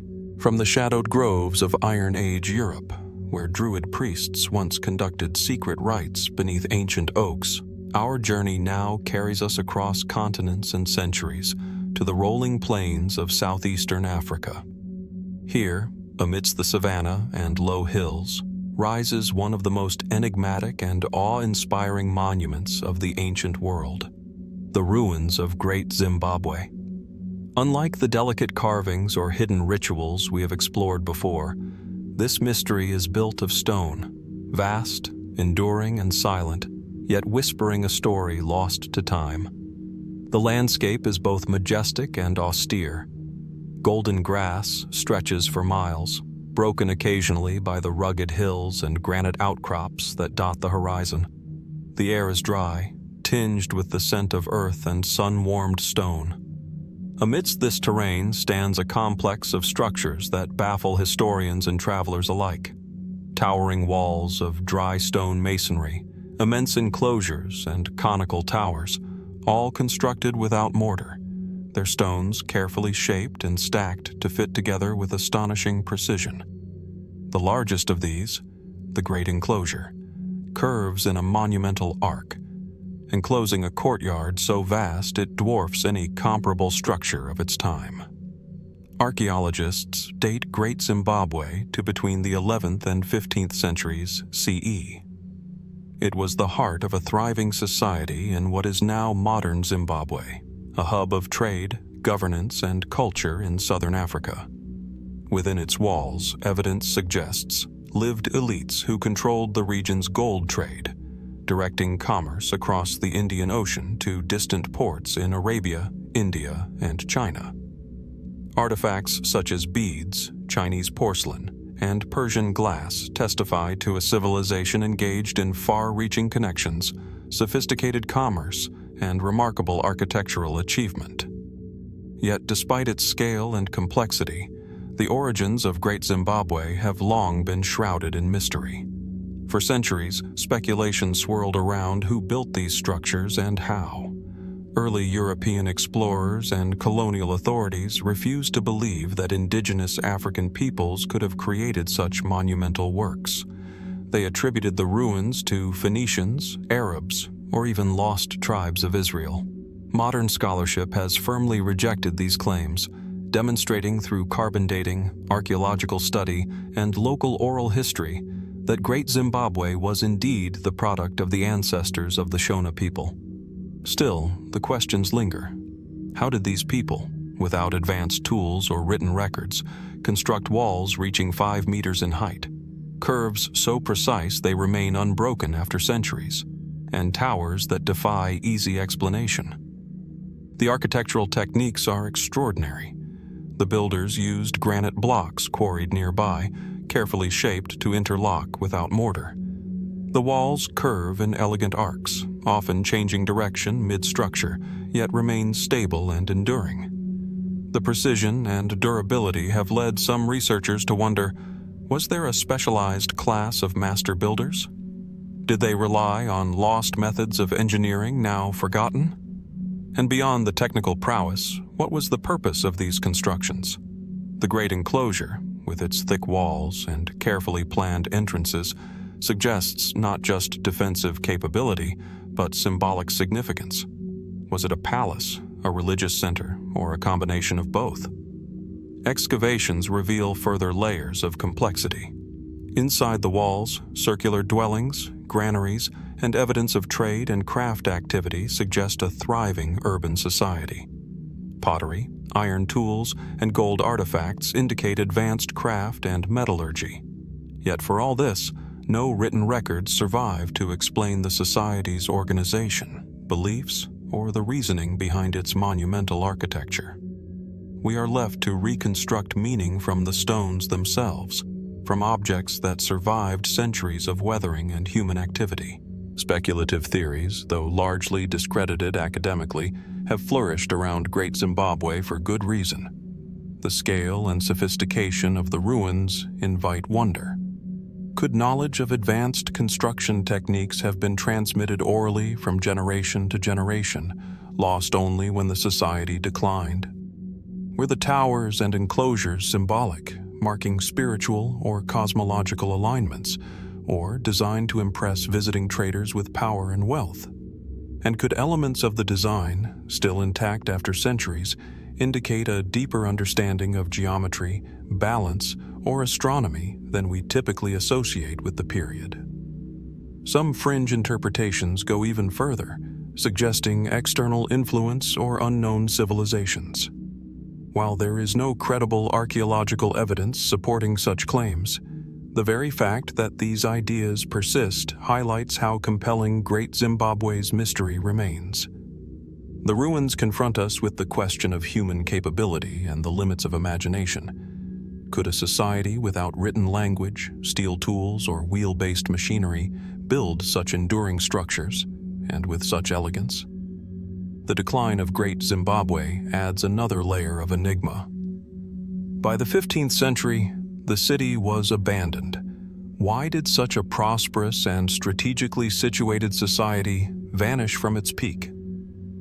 Archaeological evidence points to a combination of factors: environmental changes, overgrazing, depletion of local resources, and the shifting dynamics of trade networks. Yet, these explanations do not fully capture the drama of the city's abandonment, nor do they explain the precision with which its structures have survived, defying centuries of weather, erosion, and human intervention. There is also the human element. Who lived behind these walls, and what did their lives look like? Oral histories collected from the descendants of the Shona people speak of great rulers, complex social structures, and sacred practices. They suggest that Great Zimbabwe was more than a political and economic center. It was a cultural and spiritual heartland. Yet without written records, much of this knowledge remains inaccessible, glimpsed only through artifacts, ruins, and the stories preserved in memory and legend. The mystery of Great Zimbabwe is intensified by the way the ruins interact with the landscape. The builders chose locations atop granite outcrops, overlooking rivers and plains, integrating natural features into their constructions. Was this choice practical, symbolic, or both? Did the placement convey power, control, or spiritual resonance? Were the curves of the walls designed to follow the contours of the land, to echo sacred geometry, or to guide the eye toward distant horizons, stars, or rivers? Every detail seems deliberate, yet without a guide from the past, we are left to interpret intention through imagination and evidence. Great Zimbabwe, like the Druidic groves and Nazca skulls we have explored, reminds us that the past often resists our understanding. Its stones, meticulously placed and enduring through centuries, are a silent record of human ambition, knowledge, and mystery. They speak of a society capable of extraordinary architectural achievement, of trade networks stretching across oceans, and of cultural sophistication that challenges assumptions about pre-colonial Africa. And yet, they offer no direct answers, only questions, awe, and the realization that history is often layered with enigma. As we stand among the ruins today, the sun casting long shadows over the curving walls and towers, the wind carrying whispers of centuries past, we are confronted with the enduring question: who truly built Great Zimbabwe, and why? Was it a palace, a spiritual center, or a combination of both? Did the builders possess knowledge now lost, techniques or wisdom erased by time? And perhaps, most hauntingly, what other stories lie hidden in these stones, waiting to be discovered by those willing to listen, observe, and imagine? Great Zimbabwe endures as a monument not only to the skill of its builders, but to the mysteries of human history itself, a place where the tangible and the enigmatic converge, where the achievements of a forgotten people challenge our assumptions, and where the past continues to whisper its secrets to the present. From the sun-baked stones of Great Zimbabwe, where massive walls rise as silent monuments to human ingenuity and enigma, our journey now carries us across continents, deserts, and mountain ranges to a remote corner of the world rarely touched by modern civilization. The high plateau of the Bayan Karaula Mountains, on the border of China and Tibet. Here, amid windswept ridges and rugged terrain, lies a mystery that has fascinated explorers, archaeologists, and fringe theorists for decades: the enigmatic Dropa stones. Unlike the monumental architecture of Africa or the intricate rituals of Europe, these artifacts are small, circular, and inscribed with markings that defy easy interpretation, yet their story hints at questions far beyond ordinary history. The mountains themselves are formidable. Jagged peaks rise into the clouds, their slopes carved by centuries of wind, ice, and rain. Valleys below are dotted with caves, hidden grottos, and ancient burial sites. It was in these caves, in the 1930s, that a Chinese archaeologist named Chi Pu-te reportedly discovered a series of stone discs, each approximately 9 inches in diameter, with a hole in the center, and inscribed along the edges with tiny spiraling markings. The discs appeared in layered sediment, suggesting they had been placed intentionally, yet their origin and purpose remained a mystery. The markings on the Dropa stones are striking. Tiny grooves trace spiraling lines along the surfaces, forming what some interpret as a form of written language. Early observers, unable to decipher the characters, suggested they might be a code, a symbolic record, or even musical notation. Over the decades, various researchers have attempted to interpret the discs, with some claiming the inscriptions tell a story of beings who arrived from the stars, crash landing in the mountains long ago. According to these interpretations, the Dropa were a humanoid race, visiting Earth in pursuit of knowledge or survival, and the stones were left as a record of their journey. Mainstream archaeologists, however, approach the stones with caution. Some suggest the discs are funerary objects, tools, or ritual items used by local tribes, later misinterpreted through layers of legend and mistranslation. The caves themselves contain numerous burial sites, pottery fragments, and evidence of human occupation spanning thousands of years, suggesting that the stones may have been part of a broader ceremonial or cultural context. Yet, for all their potential mundane explanations, the discs are unusual in their material, shape, and especially in the precision of the markings. Some have argued that the grooves could not have been made with the primitive tools available at the time, leading to speculation about lost techniques or technologies. The mystery deepens when one considers the purported testimonies of early researchers. Accounts describe how the local villagers spoke of tiny beings with large eyes and elongated heads, whom they called the Dropa, who supposedly came from the sky. These stories, passed down orally, were recorded alongside the discovery of the stones and used by some writers to suggest ancient extraterrestrial contact. While these narratives are controversial, they highlight a key element of the Dropa enigma: the intersection of artifact, folklore, and interpretation. Are the stories a reflection of misremembered events, symbolic myth, or evidence of something extraordinary? Attempts to analyze the stones with modern technology have produced mixed results.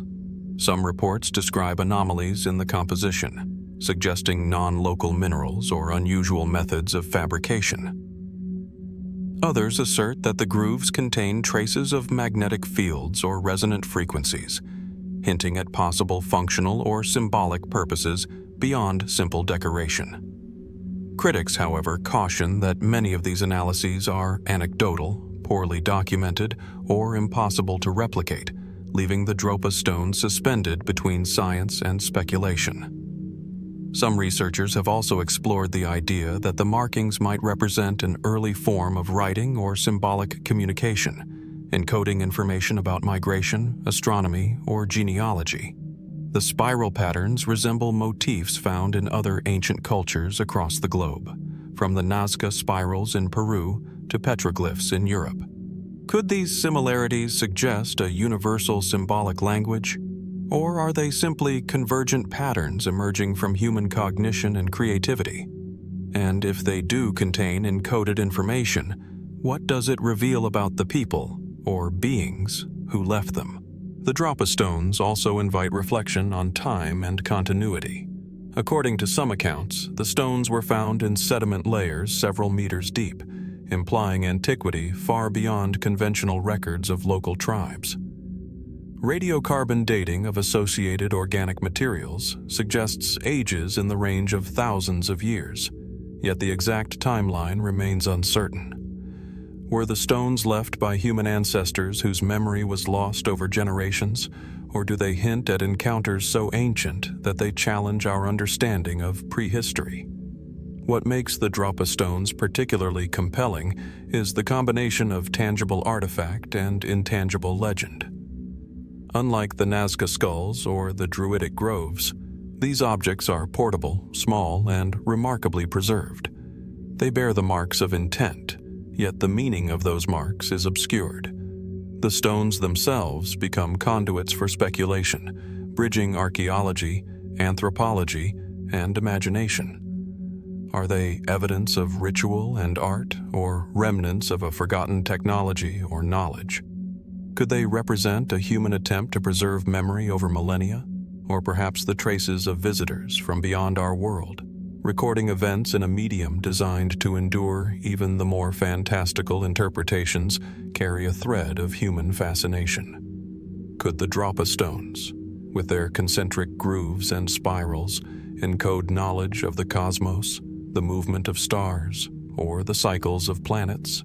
Some theorists propose that the stones were intended to communicate with others, either human or extraterrestrial, using a symbolic system that transcends spoken language. Whether plausible or not, such ideas highlight the allure of the unknown. The stones resist interpretation, yet compel inquiry, imagination, and wonder. Equally intriguing is the enduring secrecy surrounding the Dropa stones. Many original accounts are difficult to verify, and some researchers report lost or missing artifacts. Over the decades, tales of the stones have been passed through scientific papers, journalistic reports, and fringe literature, often blending fact, legend, and exaggeration. This very ambiguity contributes to their mystique.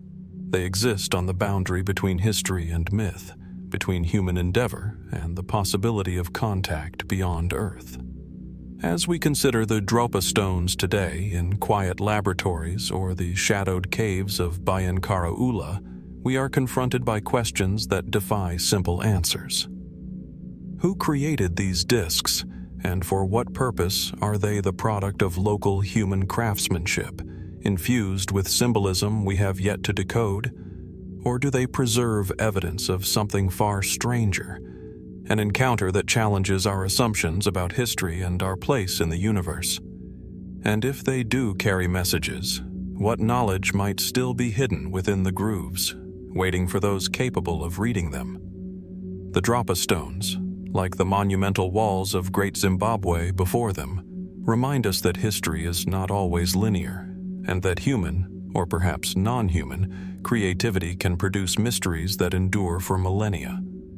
They are tangible, physical, and yet elusive, a bridge between past and present, known and unknown, fact and speculation. In their silent spirals, they invite curiosity, caution, and wonder, a challenge to explore, to question, and to imagine what might lie beyond the written record.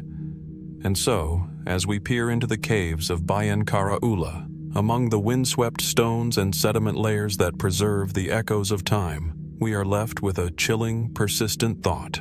The Dropa stones endure as a reminder that the past often hides its most profound secrets in plain sight, waiting for those willing to look beyond the ordinary, to consider what might exist at the edges of human understanding, and to confront the possibility that some mysteries are meant to unsettle, inspire, and endure. From the remote caves of the Bayan Karaula Mountains, where the Dropa stones spin silent tales of possible ancient visitors from beyond the stars, our journey now sweeps across oceans and centuries to the turquoise waters of the Caribbean Sea.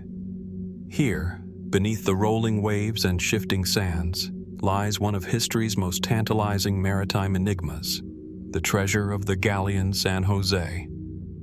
Unlike stone artifacts or ruins on land, this mystery exists in fluid and mutable space, wreckage hidden beneath the sea, yet still whispering stories of conquest, gold, and loss. The Caribbean in the early 18th century was a theater of wealth and peril. Spanish galleons, laden with silver, gold, and precious jewels, sailed from the Americas to Spain, their holds brimming with the wealth extracted from colonies and mines. Among these ships was the San José, a formidable vessel armed with cannons, a complement of sailors, and a cargo that has become legendary. Its final voyage began in 1708, departing from the port of Cartagena, Colombia, bound for Havana and ultimately Spain. Yet, it never completed its journey. On the night of June 8, 1708, the San José encountered a fleet of British warships off the coast of Cartagena.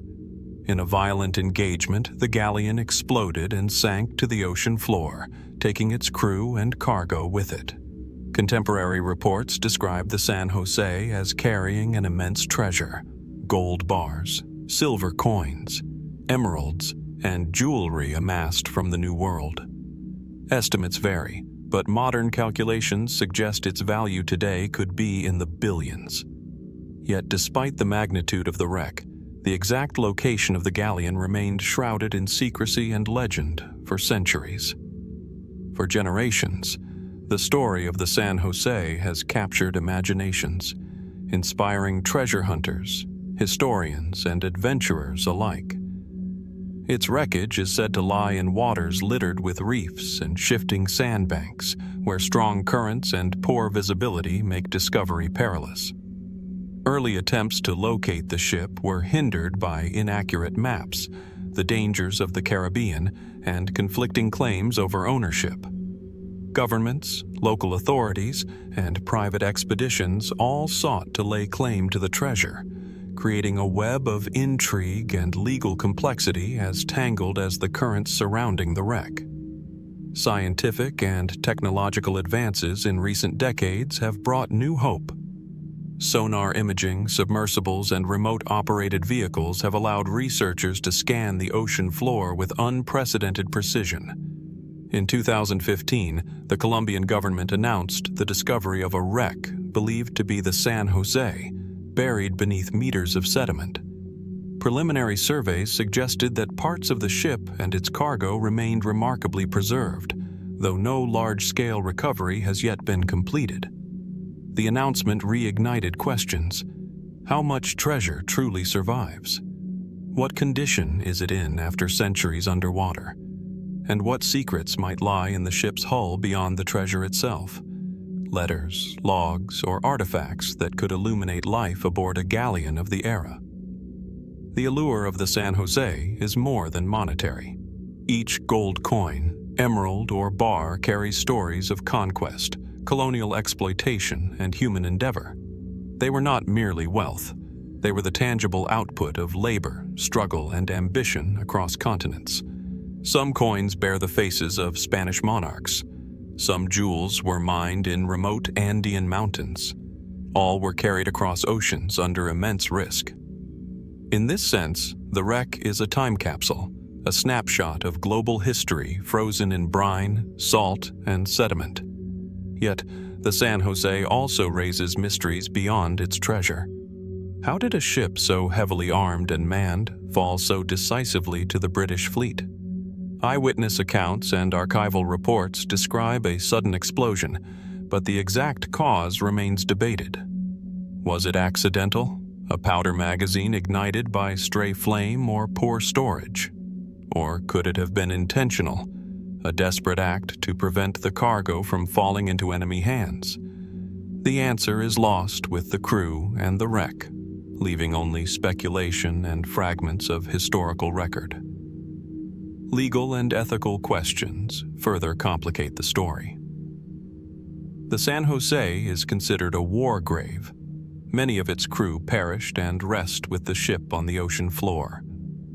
Salvage operations, therefore, are not merely technical endeavors, but moral and diplomatic challenges.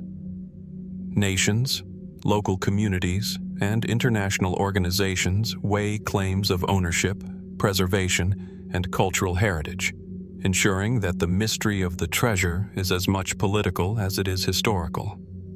How do we balance the lure of wealth against respect for those who perished, and the responsibility to preserve history for future generations? Speculative interpretations abound. Some suggest that the treasure of the San José is even larger than historical records indicate, including undocumented shipments of gold looted from indigenous communities or hidden stores of silver intended for private merchants. Others theorize that parts of the galleon's cargo were deliberately scattered before sinking, creating false leads and complicating recovery. Maps from the era, often cryptic and inaccurate, have fueled generations of treasure hunts, with adventurers combing the ocean floor for signs of the galleon's elusive resting place. Yet the most compelling mystery may not be the treasure itself, but what it represents. The San José is a reminder of human ambition, risk, and the fragility of endeavors at the intersection of fortune and fate. A single night of cannon fire, wind, and miscalculation transformed immense wealth into centuries of speculation. The ship, once a symbol of Spain's colonial power, now lies buried beneath the waves, silent and inaccessible, a testament to the impermanence of human achievement and the enduring allure of the unknown. The wreck also forces us to consider the human dimension. Who were the men aboard the San José? Sailors, soldiers, and officers from distant lands, each with their own stories of hardship, loyalty, and fear. They faced storms, disease, and the perils of naval warfare, and yet they perished in a single night, their lives and labor swallowed by the sea. Their memory lingers not only in historical record, but in the very mystery that continues to captivate explorers and scholars alike. Even today, as modern technology scours the ocean floor, the San José remains partially hidden. Sediment shifts, ocean currents carry debris, and the precise location of its most valuable cargo remains unconfirmed. Every expedition uncovers fragments, hints, and tantalizing evidence, yet the full story, the complete treasure, the details of the sinking, the human stories intertwined with the gold, remains beyond reach. It is a mystery at once concrete and elusive, a blend of history, legend, and hope that resists resolution. In contemplating the treasure of the San José, we are drawn into a meditation on history's fragility and the enduring power of mystery. Like the Dropa stones or the ruins of Great Zimbabwe, it reminds us that the past is not always fully accessible, and that human endeavors, no matter how monumental or well-documented, can vanish beneath the waves, leaving only questions, fragments, and imagination. What lies hidden in the hold of the galleon? How much remains untouched by time and tide? And perhaps most hauntingly, what stories of ambition, courage, and loss remain buried, waiting for those who dare to explore and uncover them? The San José endures as a monument not only to the wealth of empires, but to the enduring allure of the unknown. Its treasure is more than gold and silver. It is a symbol of human curiosity, risk, and the tantalizing thrill of mysteries that refuse to be fully solved. Even as we peer through sonar scans and dive into the depths, the galleon whispers its secrets softly, inviting us to ponder, imagine, and wonder at the stories still hidden beneath the Caribbean waves. From the sunken decks of the San José, where treasure and history intertwine beneath the restless Caribbean waves, we now journey across time and terrain to the heart of the Roman Empire, to towns and fortifications scattered across Europe, where another enduring mystery waits quietly in museums, private collections, and archaeological sites: the Roman Dodecahedrons. These small, hollow objects, often made of bronze or stone and shaped into 12-sided polyhedra, are among the most perplexing artifacts from antiquity. Though diminutive in size, usually ranging from a few centimeters to a dozen, their purpose has confounded scholars for centuries, inviting speculation that spans the practical, symbolic, and extraordinary. The dodecahedrons themselves are remarkable to behold.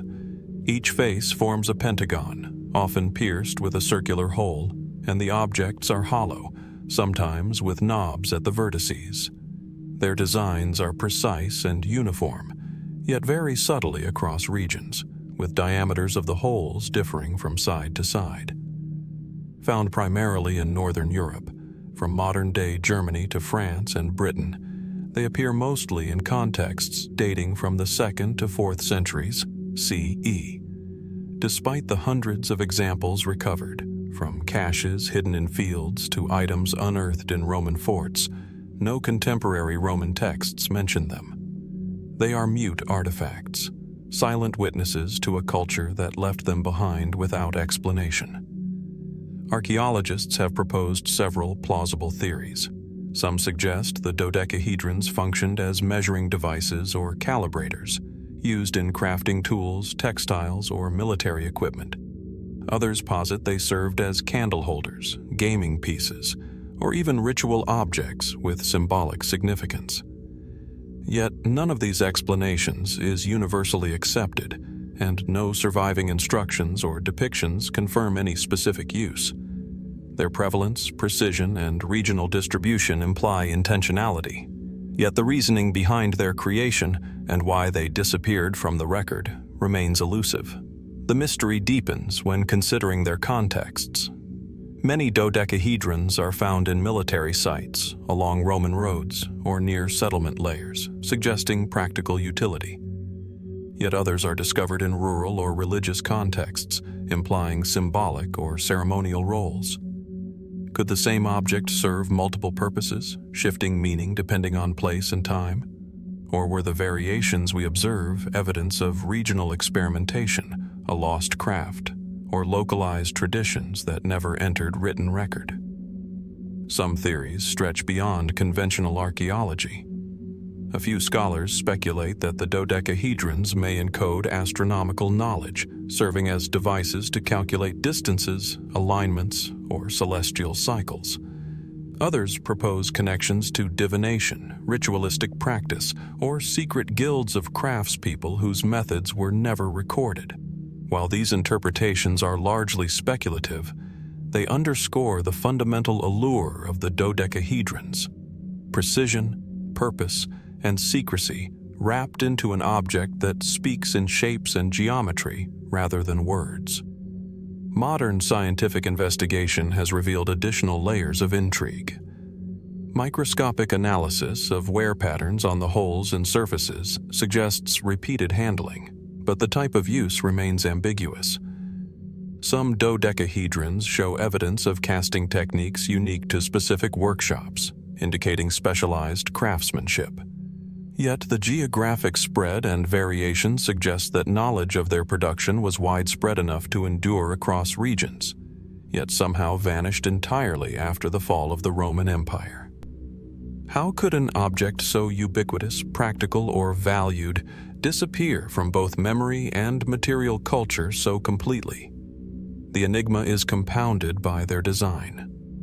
12-sided polyhedra are rare in ancient material culture, and the precision with which the faces and holes are cast indicates advanced geometric knowledge. Did the Romans apply these objects to engineering, measurement, or surveying? Could they have been instruments for calculating angles in construction, or tools to aid in textile production by measuring thread thickness or tension? Each hypothesis offers a tantalizing clue but falls short of a definitive answer, leaving us to confront a civilization whose ingenuity sometimes speaks louder in silence than in text.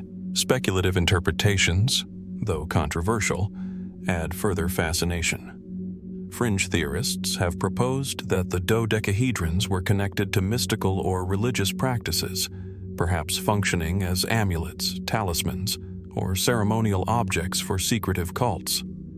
Others suggest that the geometric form itself, so mathematically precise, may have held symbolic significance, representing cosmic order, the 12 months of the year, or astrological principles. While evidence for such claims is circumstantial at best, the dodecahedron's combination of symmetry, functionality, and mystery lends itself to imaginative exploration, reminding us that artifacts can communicate multiple layers of meaning across time. The question of disappearance is equally compelling. Unlike coins, pottery, or weapons, dodecahedrons vanish from the record after the 4th century CE. Did the collapse of Roman centralized production cause their obsolescence, or did the knowledge of their manufacture and use simply fail to survive the political and social upheavals of late antiquity? Could these objects have been deliberately hidden, reserved for specialized practitioners, or considered sacred and thus removed from circulation? The absence of textual reference leaves us only with the physical evidence, each dodecahedron a fragmentary clue from a past that has lost its explanatory voice. The human element of the dodecahedrons should not be overlooked. Each object was crafted by skilled hands, handled, and valued by those who used it. Whether a tool, a ritual object, or a combination of functions, it existed within the daily lives and specialized knowledge of Romans whose identities remain anonymous. These artifacts, like the treasure of the San José or the Dropa stones before them, remind us that history is lived experience. Work, purpose, and meaning enacted by real people, now inaccessible except through the material traces they left behind. Even today, the dodecahedrons inspire fascination among collectors, scholars, and enthusiasts alike. Exhibits in museums showcase their unusual geometry, while researchers attempt experimental reconstructions to test hypotheses about function and use. Each investigation illuminates a small portion of their mystery, yet none has yielded definitive answers. The objects persist as symbols of human creativity, ingenuity, and the limits of our historical knowledge. Perhaps the most compelling aspect of the Roman dodecahedrons is the way they challenge our assumptions about the past. In a civilization as thoroughly documented as Rome, how could a series of artifacts be entirely absent from surviving records, yet present across a wide geographic and temporal range? What knowledge, techniques, or cultural practices did they represent that was significant enough to merit such precision, yet fragile enough to vanish from memory? And what does their silence teach us about the gaps in our understanding, the fragments of history that remain tantalizingly out of reach? The dodecahedrons endure as a testament to the unknown in human history. They speak in shapes and shadows, geometry and symmetry, offering clues without explanations and inviting us to wonder. Like the treasures, stones, and ruins we have encountered on this journey, they are reminders that the past is layered, complex, and often deliberately oblique. They challenge us to consider that knowledge can be lost, rediscovered, or misinterpreted, and that some mysteries are designed to provoke curiosity rather than provide certainty. As we hold a dodecahedron in our imagination, its hollow faces, circular apertures, and precisely aligned edges, we are confronted with the essence of historical mystery, a tangible object that embodies questions about human purpose, ingenuity, and perception. What did the Romans intend with these objects? How were they used, and by whom? And ultimately, what knowledge has been lost to time, leaving only the silent, 12-sided polyhedra to speak for themselves? The Roman dodecahedrons, like the Dropa stones and the treasure of the San José, remind us that history is never fully knowable. Its artifacts endure as both evidence and enigma, inviting us to imagine, question, and explore. They are physical reminders that the past holds secrets, often hidden in plain sight, and that the more we investigate, the more the mysteries themselves seem to expand, waiting for those willing to observe, ponder, and wonder at what lies beyond the ordinary understanding of human history. From the silent geometry of the Roman dodecahedrons, where the precision of human hands and the mystery of lost purpose converge, our journey now shifts to a somber and haunting landscape, the rolling plains and wooded hills of Bohemia in what is now the Czech Republic. Here, beneath layers of soil and centuries of history, archaeologists have uncovered human remains that provoke unease and curiosity in equal measure. Mass graves whose origins and significance remain deeply enigmatic.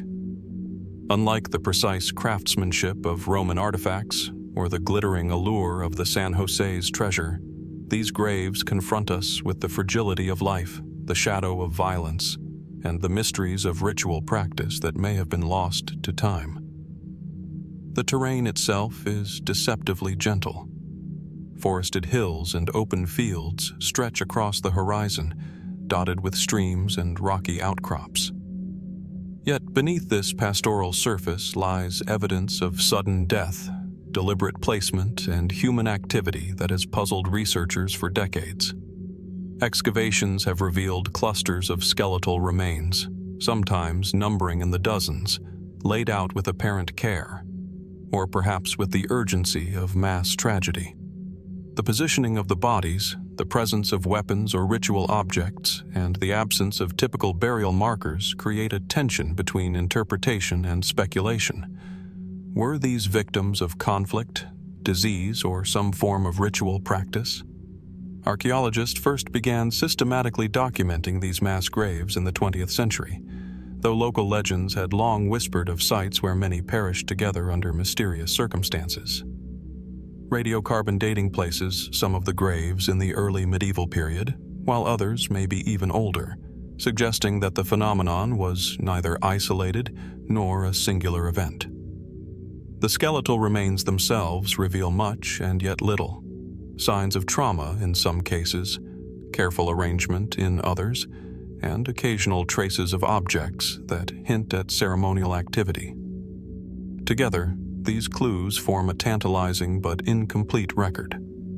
One of the central puzzles is the interpretation of trauma.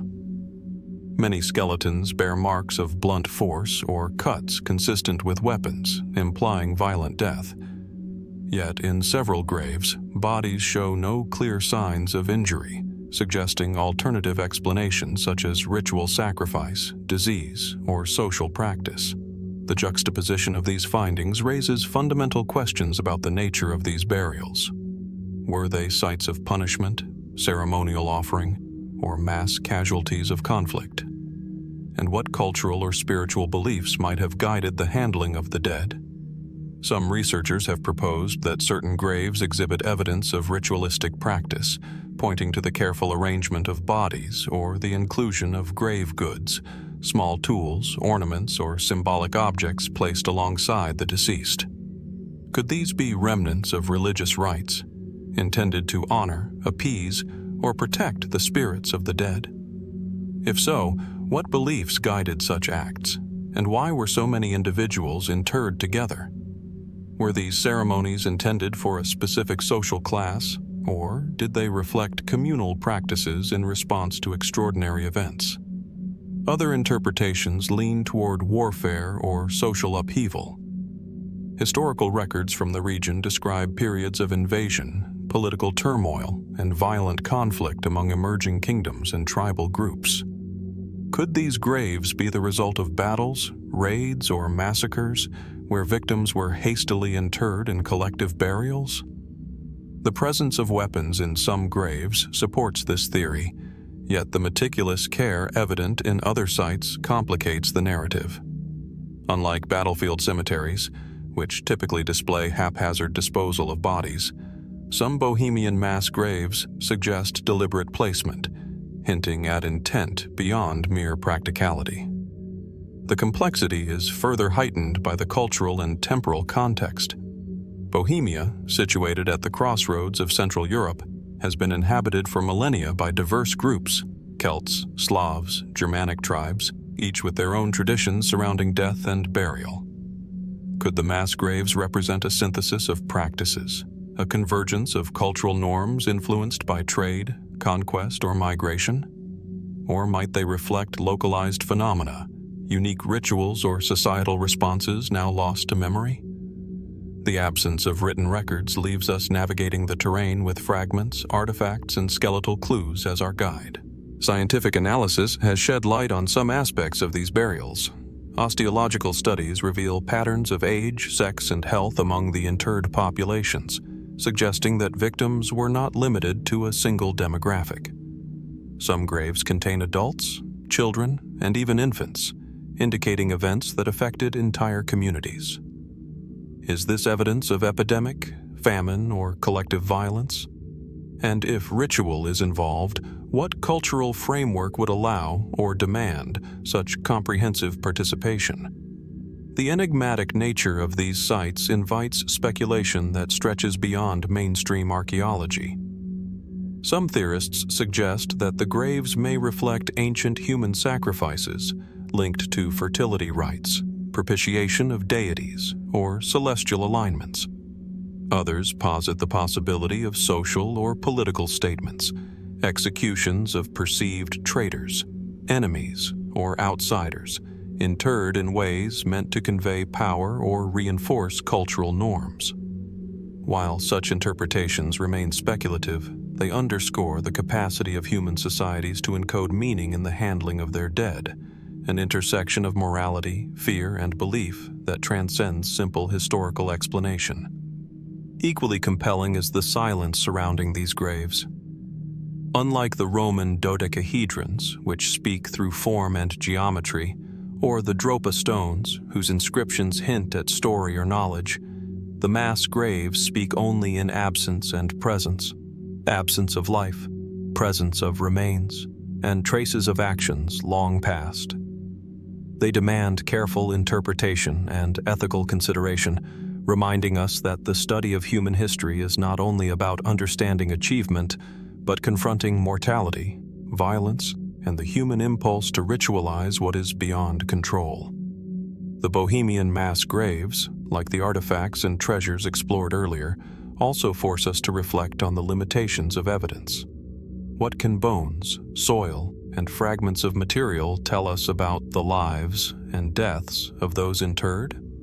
How much of their story is forever obscured, lost to time, decay, or human oversight? And how should modern observers interpret these sites, balancing scientific curiosity with respect for those who perished, whether in conflict, ritual, or circumstance we cannot fully reconstruct? Even today, new discoveries continue to emerge. Remote sensing, ground-penetrating radar, and careful excavation have revealed previously unknown burial clusters, sometimes in proximity to known settlements, other times isolated in the wilderness. Each discovery prompts a reassessment of the scale, frequency, and purpose of these mass graves, suggesting that the phenomenon may have been more widespread than previously recognized. Yet, with each answer, new questions arise. Why were certain communities affected and not others? Were these extraordinary events or part of a recurring pattern in societal practice? Ultimately, the ancient Bohemian mass graves confront us with a duality: the tangible and the enigmatic, the historical and the speculative. They are at once evidence of human mortality, social organization, and cultural practice, and an enduring puzzle that refuses to be fully solved.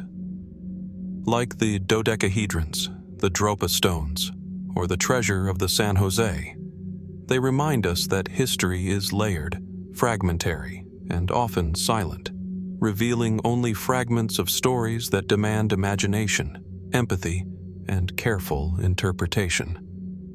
As we stand metaphorically among these graves, imagining the rolling hills and shaded groves of Bohemia, the careful placement of remains, and the echoes of communities long gone, we are left with a chilling and compelling question.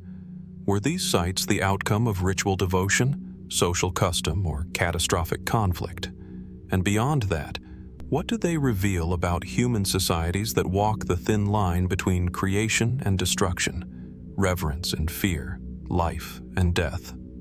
The mass graves endure as both evidence and enigma, a somber reminder that history is not only the story of triumph, architecture, and artifacts, but also of mortality, uncertainty, and the mysteries that lie at the heart of human experience. They invite us to explore carefully, to question thoroughly, and to reflect on the fact that some chapters of our past are written not in words, but in bones, soil, and silence, leaving only the faintest whispers for those willing to listen. From the silent graves of Bohemia, where the echoes of life, ritual, and violence are etched into the earth, we journey westward across continents to the high desert of the American Southwest. Here, under the wide expanse of turquoise sky and between rugged mesas and arid valleys, stretches a network of ancient roads that continues to defy explanation: the Chaco Canyon roads. Unlike monuments or burial sites that speak in stones and bones, These roads speak in lines, subtle yet enduring, etched across the landscape in ways that challenge conventional understanding. They are both practical and enigmatic, their purpose, creators, and methods of construction remaining shrouded in mystery. Chaco Canyon, located in what is now northwestern New Mexico, was the heart of the Chacoan civilization between approximately 900 and 1150 CE. Its great houses, massive masonry complexes such as Pueblo Bonito, Chetro Kettle, and Pueblo del Arroyo, rise like geometric constellations on the desert floor, connected by roads whose straightness and alignment are astonishing against the irregular terrain. Some roads are wide, up to 30 feet across, and paved with stone or carefully cleared of debris. Others stretch over miles, climbing steep inclines or crossing dry washes with remarkable consistency. Viewed from the air, the roads appear as faint veins radiating from Chaco Canyon, connecting it to outlying communities, ceremonial sites, and perhaps even celestial markers. Archaeologists first systematically documented these roads in the 20th century, noting their deliberate design and geometric precision. Unlike the meandering paths typical of indigenous trails, the Chaco roads are extraordinarily straight, often traversing challenging landscapes without deviation. This observation immediately raises questions. How did the Chacoans achieve such precision without modern surveying tools? What methods guided their construction, and what motivated them to create roads that extend far beyond immediate practical necessity? Mainstream explanations suggest that the roads facilitated trade, communication, and resource transport between Chaco Canyon and smaller settlements or resource sites across the region. Indeed, evidence of obsidian, pottery, turquoise, and other materials indicates long-distance exchange networks, suggesting that roads may have functioned as logistical arteries connecting a complex civilization. Yet many of the roads lead to seemingly uninhabited areas, across mountains, canyons, and desert flats, where no settlements or practical resources have been identified. Why construct such routes if they do not appear to serve everyday economic or residential purposes? The road's alignment hints at symbolic or ceremonial significance. Some scholars note that certain routes correspond to solar, lunar, or cardinal orientations, suggesting a cosmological component in their design. Could the Chacoans have used the roads to mark solstices, lunar cycles, or celestial events? If so, the landscape itself becomes a sacred canvas, a deliberate manipulation of space and geography to align human activity with celestial patterns. The precision, scale, and integration with Chacoan architecture indicate that the builders possessed advanced planning skills and a conceptual understanding of landscape that remains astonishing even by modern standards. Material evidence offers both insight and further intrigue. Stone pavements, berms, and compacted earth reveal intentional engineering, sometimes with layers of clay or gravel to stabilize surfaces. In places, roads converge on outlying settlements or ceremonial sites, reinforcing the notion of an integrated network. Yet, the sheer scale raises practical questions. How did the Chacoans coordinate labor for such extensive construction? What tools, methods, and organizational structures allowed them to maintain straight, durable roads over uneven terrain? And why invest so heavily in roads that sometimes appear to lead nowhere, or at least nowhere immediately evident to the modern observer? Speculative interpretations abound. Some researchers propose that the roads served as ceremonial processional pathways, enabling large gatherings, pilgrimages, or ritual journeys between sacred sites. Others suggest astronomical or calendrical purposes, with alignments intended to mark cycles of the sun, moon, or stars. Fringe theories even entertain the possibility that these roads guided spiritual or ritual journeys, functioning as symbolic arteries connecting human settlements to the cosmos. While evidence for these interpretations is circumstantial, they underscore the mystery of purpose. The Chacoan roads were not merely utilitarian, They were embedded with cultural, spiritual, or symbolic meaning that transcended practical necessity. The scale of construction implies significant social organization. Mobilizing labor to construct roads spanning hundreds of miles, often across difficult terrain, suggests centralized planning, communal effort, or highly coordinated leadership. Yet, unlike monumental architecture elsewhere, the roads are subtle in their physicality, often appearing as gentle depressions in the earth or faint stone alignments. This raises additional questions. Was the effort to create a visible yet understated landscape a conscious aesthetic choice? Were the roads intended to be seen from the ground or from vantage points or even the sky? A question that tantalizes modern observers with the possibility of lost perspectives. The Chaco roads also intersect with broader networks of human activity in the southwest. Outlying settlements, small ceremonial sites, and resource locations appear connected to the main canyon by these thoroughfares, yet some roads lead to isolated desert flats or mountain ridges with no obvious human use. Were these routes symbolic, designed to connect sacred landscapes, celestial markers, or places of ritual importance? Or might they reflect long-lost knowledge of geography, resource distribution, or environmental observation that we cannot yet comprehend? Even today, modern technology offers glimpses but not answers. Aerial surveys, satellite imaging, and LiDAR scans reveal previously undetected roads and subtle alignments invisible to the naked eye, highlighting the scale and precision of the Chacoan network. Yet, these discoveries deepen the mystery rather than resolve it. How did a civilization without modern instruments achieve such exactitude over distances spanning tens or even hundreds of miles? And what knowledge, cultural imperative, or spiritual guidance compelled them to undertake these monumental but often understated constructions? The Chaco Canyon roads, like the Bohemian mass graves, confront us with the profound intersection of human ingenuity and mystery. They are artifacts of movement, labor, and vision, yet they speak in absence as much as presence. Absence of complete understanding, presence of deliberate design. Each stretch of road challenges assumptions about the organization, priorities, and cosmology of the Chacoans, inviting us to consider that infrastructure can be simultaneously practical, symbolic, and spiritual. Perhaps most haunting is the silence of the landscape itself.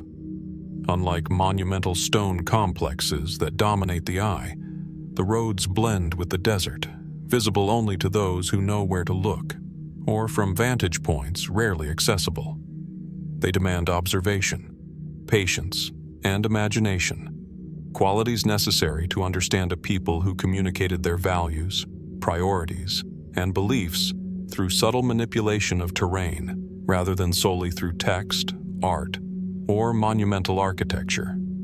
As we trace the paths of these ancient roads in our minds, imagining the footsteps of Chacoan travelers, the organized laborers, and the ceremonial processions that may have once traversed them, we are left with the central enigma.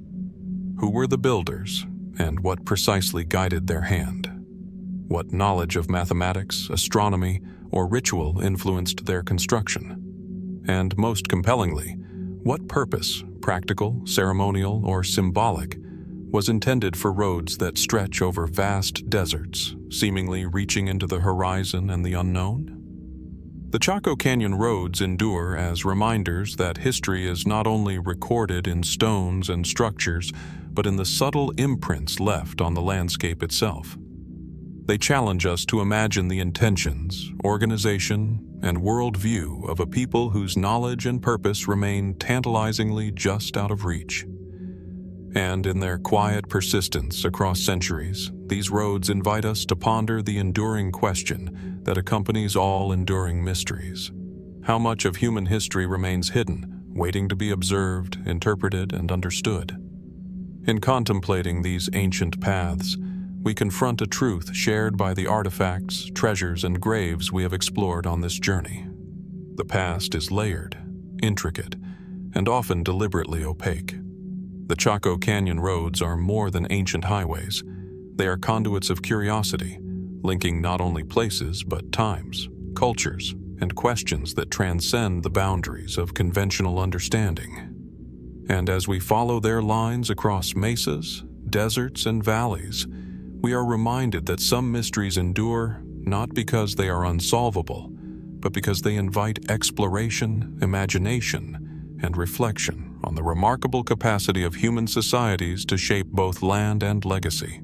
From the winding paths of the Chaco Canyon roads, where human ingenuity carved lines of connection across an unforgiving desert, our journey now shifts across continents and climates to the misty, cloud-covered mountains of the Peruvian Andes. Here, among steep cliffs, deep canyons, and dense forests that seem almost impenetrable, lived a people whose history is shrouded in enigma, the Chachapoya, often called the Cloud Warriors. Their legacy is not written in monumental stone alone, nor in extensive archives, but in the ruins they left perched on precipitous heights, the skeletal remains of fortified cities, and the enduring mystery of a civilization whose identity and fate were almost entirely erased by conquest. The Chachapoya inhabited the Amazonas region of northern Peru, in terrain so rugged that rivers carve deep gorges and clouds cling persistently to the mountainsides. Their settlements are remarkable for their location and construction. Fortresses like Cuilap rise dramatically atop ridges, their thick stone walls forming geometric enclosures that appear almost suspended above the cloud forests below. Smaller sites, tombs, and watchtowers dot the landscape, often connected by narrow terraces and paths whose construction seems as much a defiance of gravity as a response to strategic necessity. To this day, the Chachapoya cities convey a sense of awe, human determination, architectural skill, and an understanding of terrain that speaks to a culture intimately attuned to its environment. Historical accounts by the Spanish conquistadors describe the Chachapoya as fierce and resilient, a people skilled in warfare and adept at defending their territory. They were known for their long hair, distinctive clothing, and strategic prowess in mountainous combat. Yet despite these records, much of their culture, social structure, and daily life remains poorly understood. Archaeology provides fragments. Finely crafted pottery, textiles, and skeletal remains hint at a society both sophisticated and physically robust. But these artifacts, while informative, only deepen the sense of mystery. Who were the Chachapoya, and how did they thrive in such an isolated and challenging environment? One of the most enduring enigmas surrounds their tombs and burial practices. The Chachapoya constructed sarcophagi atop cliff faces, sometimes in inaccessible caves, sometimes in circular stone structures that overlook valleys far below. These burial sites suggest a profound ritual significance and an intimate connection between the living and the dead, yet the reasoning behind such precarious placement remains unclear. Was it a strategy to protect the deceased from natural threats or human intruders? Or did it reflect spiritual beliefs, an attempt to place the departed closer to the skies, mountains, or gods they revered? Even the architecture of their cities raises questions. Cuilap, with walls up to 20 meters high and hundreds of internal chambers, defies easy explanation. The precision of the stonework, the alignment of certain structures with the sun and stars, and the apparent planning required for water management in such a rugged location indicate advanced knowledge of engineering and environmental adaptation. Yet these same features have prompted speculation. Could the Chachapoya have possessed knowledge lost to time, techniques of construction and territorial management that were not transmitted to later civilizations? Military prowess is another thread woven into the Chachapoya story. Historical texts describe them as formidable warriors, earning the title Cloud Warriors for their ability to traverse steep, fog-laden terrain with speed and coordination, striking from above and vanishing into the mountains. Archaeologists have found remains suggesting both organized combat and violent confrontation, yet the extent and nature of their defensive strategies remain speculative. How did a people isolated by geography maintain cohesion, defend against invaders, and coordinate across dispersed settlements in a region so difficult to traverse? The Spanish conquest in the 16th century brought dramatic upheaval. The Chachapoya were eventually subdued and incorporated into the expanding Inca Empire, and later subjected to European diseases, forced relocation, and social disruption. Much of their population and cultural continuity was lost, leaving behind ruins, skeletal remains, and a few artifacts that hint at a once thriving society. Yet, the conquest raises another mystery. How did the Chachapoya, despite their renowned skill in warfare and knowledge of their rugged homeland, ultimately succumb so completely? Was it purely numbers and technology, or did internal factors, disease, social disruption, or resource scarcity play a role? Nation and resilience. Artifacts show sophistication in weaving, ceramics, and construction, hinting at a society that valued skill, artistry, and communal organization. These traces suggest a people who were both practical and visionary, able to navigate and manipulate a harsh environment while maintaining cultural identity, even in the face of existential threats. Modern exploration adds another layer of intrigue.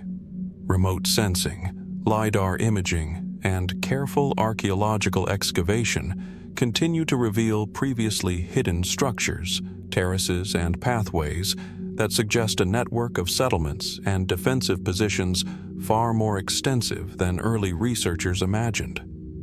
Each new discovery highlights both the ingenuity of the Chachapoya and the limitations of our understanding. How much of their society remains hidden beneath forest canopy, cloud, or time itself? What daily routines, spiritual practices, and social structures governed their lives in a world largely inaccessible to outsiders? The mystery deepens when considering the interaction between the Chachapoya and neighboring cultures. The Inca incorporated them into their empire, yet evidence suggests both assimilation and resistance. Did the Chachapoya retain distinct cultural practices under Inca rule? Were certain aspects of their architecture, warfare, or ritual deliberately preserved, modified, or suppressed? And what knowledge may have been lost forever, along with the population that could have carried it forward? Even today, the ruins and remains of the Chachapoya compel reflection. Their settlements perch on cliff edges, their tombs cling to mountainsides, and their artifacts whisper of a culture both visible and invisible. They leave us with a dual impression: admiration for human ingenuity and skill, and a haunting awareness of how easily entire civilizations can disappear, leaving only fragments to puzzle and inspire. What drove these cloud warriors to build, fight, and die in the high Andes? What knowledge, beliefs, and strategies were embedded in their landscape, their architecture, and their skeletal remains? In contemplating the Chachapoya, we confront questions that extend beyond the past into the human imagination. How do societies survive in isolation, adapt to extreme environments, and maintain cohesion in the face of threats both natural and human? What can the ruins, tombs, and skeletal remains teach us about resilience, ingenuity, and the fragility of culture? And ultimately, how do we interpret a people whose voice has been largely silenced by time, conquest, and disease? The Chachapoya Cloud Warriors endure as a symbol of the unknown in human history. Their mountains and forests, tombs and fortresses, artifacts and skeletal remains invite us to explore, to question, and to imagine the lives of those who once moved with agility and purpose across heights where the clouds themselves seem eternal. They remind us that mysteries are not only puzzles to solve, but invitations to consider the extraordinary capacities of human societies. the fragility of memory, and the secrets that remain hidden in landscapes that resist the passage of time. As we gaze across the misty ridges and imagine the paths of warriors, laborers, and builders, we are left with a profound question. Who were the Chachapoya, and how did they thrive, resist, and ultimately vanish into history?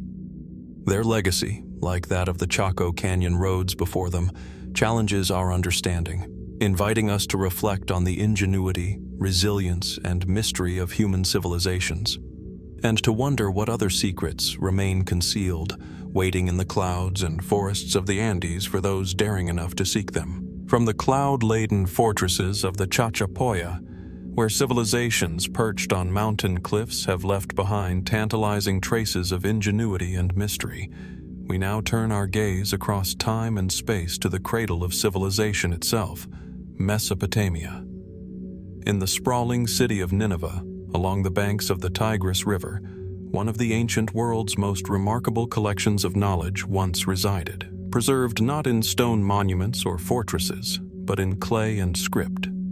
This was the library of Ashurbanipal, a repository of wisdom, myth, and administration that has captivated scholars for centuries.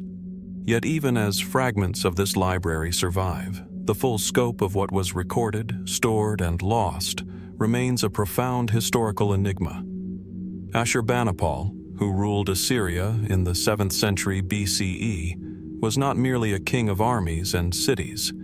He was a patron of scholarship. His reign marked the height of Assyrian cultural and political power, and he understood the value of knowledge as a tool of governance, ritual, and legacy. Within the walls of Nineveh, he commissioned the collection and curation of thousands of clay tablets, meticulously inscribed with cuneiform script. These tablets spanned topics from law and administration to poetry, astronomy, medicine, and ritual incantations. The sheer ambition of such a project is staggering. To amass a comprehensive library in an era when knowledge was fragile, easily lost, and painstakingly recorded by hand. Archaeologists have unearthed portions of this library since the mid-19th century, revealing thousands of tablets preserved in the ruins of the royal palace. The most famous of these, the Epic of Gilgamesh, contains stories of gods, heroes, and flood narratives that echo across millennia. Yet these fragments, however monumental, are only the residue of what must have been a far more extensive collection. Estimates suggest that tens of thousands of tablets may have once lined the shelves of Ashurbanipal's library, many of which were likely lost to war, fire, and natural decay. The incompleteness of the surviving collection invites questions. What knowledge did the Assyrians deem worthy of preservation? Which stories, laws, and astronomical observations vanished before the modern world could witness them? The physicality of the library itself speaks to a sophisticated understanding of both material and organization. Tablets were often classified, stored in rooms according to subject matter, and marked with colophons indicating their content and origin. Some appear to have been copies of older texts, painstakingly transcribed from previous archives, suggesting a deliberate effort to consolidate, preserve, and transmit cultural memory. Yet the scale of the enterprise raises mysteries about the logistics. How were scribes trained and coordinated to produce so many texts? How were these clay tablets transported, catalogued, and maintained in a building susceptible to fire, flood, and siege? Historical accounts describe Nineveh as a city of monumental architecture, adorned with palaces, temples, and fortifications. Within this vibrant urban landscape, the library was both a practical instrument of administration and a symbolic assertion of power and cultural mastery. Ashurbanipal, unlike many rulers before or after him, appears to have been personally engaged with his collection. He took pride in his knowledge, sometimes commissioning inscriptions that highlight his intellectual prowess alongside his military achievements. In doing so, he positioned the library as a testament to the intertwining of scholarship and sovereignty, where the preservation of knowledge was inseparable from the projection of authority. Yet despite its grandeur, the library would not endure unscathed. In 612 BCE, Nineveh fell to a coalition of Babylonians, Medes, and Scythians. The city was sacked, its walls breached, and much of the Assyrian administration dismantled. Scholars often marvel at the irony. In the same sweep that destroyed the political and military power of Assyria, portions of its knowledge survived, clay tablets baked by fire in the conflagration, inadvertently preserving them for millennia. Even as the empire vanished, these fragments endured, offering glimpses into a world otherwise lost, yet leaving tantalizing gaps. What insights, strategies, and stories perished entirely in the destruction?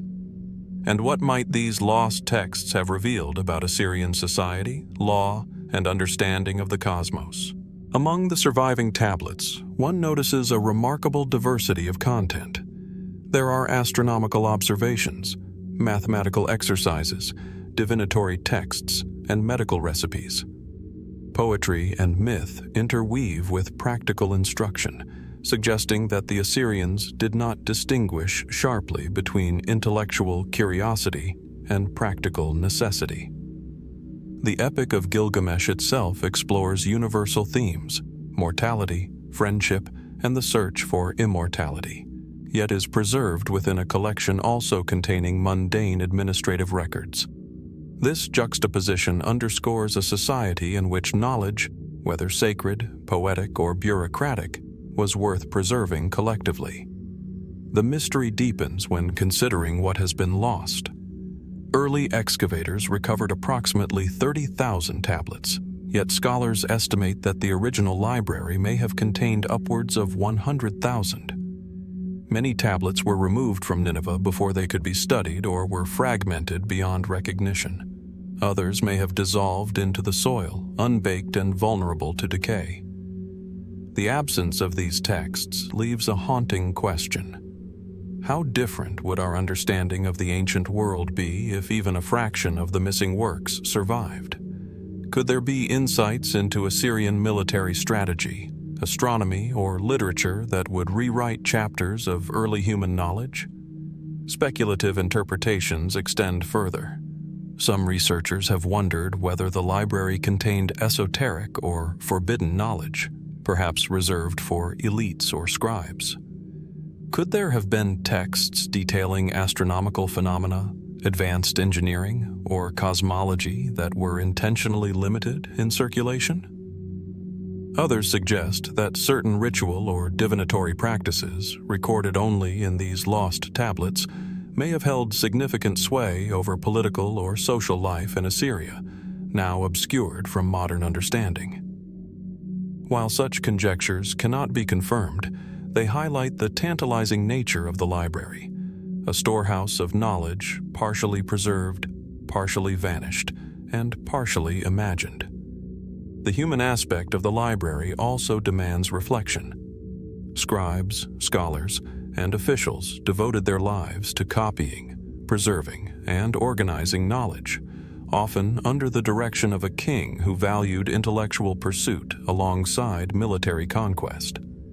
Their labor was meticulous, cuneiform inscribed on soft clay, tablets left to dry in the sun, sometimes baked to ensure permanence.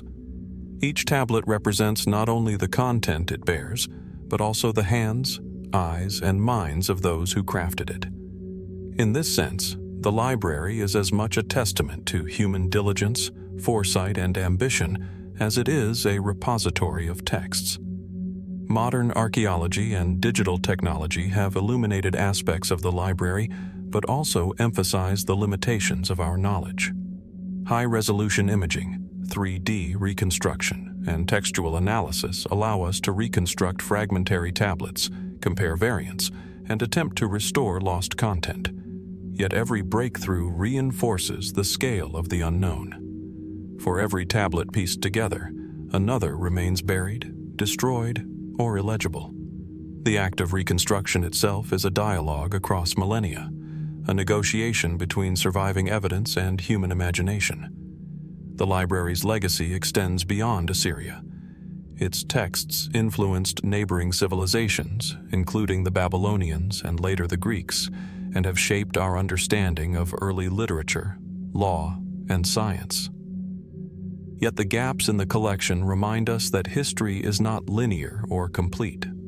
Knowledge can be created, transmitted, and lost. Civilizations can preserve brilliance and yet vanish, leaving only fragments to suggest their depth. The story of Ashurbanipal's library is not just about what we have recovered, but also about what remains forever inaccessible, a silent testament to both human ambition and historical fragility. Even as scholars continue to study, translate, and interpret the surviving tablets, the forgotten library of Ashurbanipal remains a symbol of the unknown.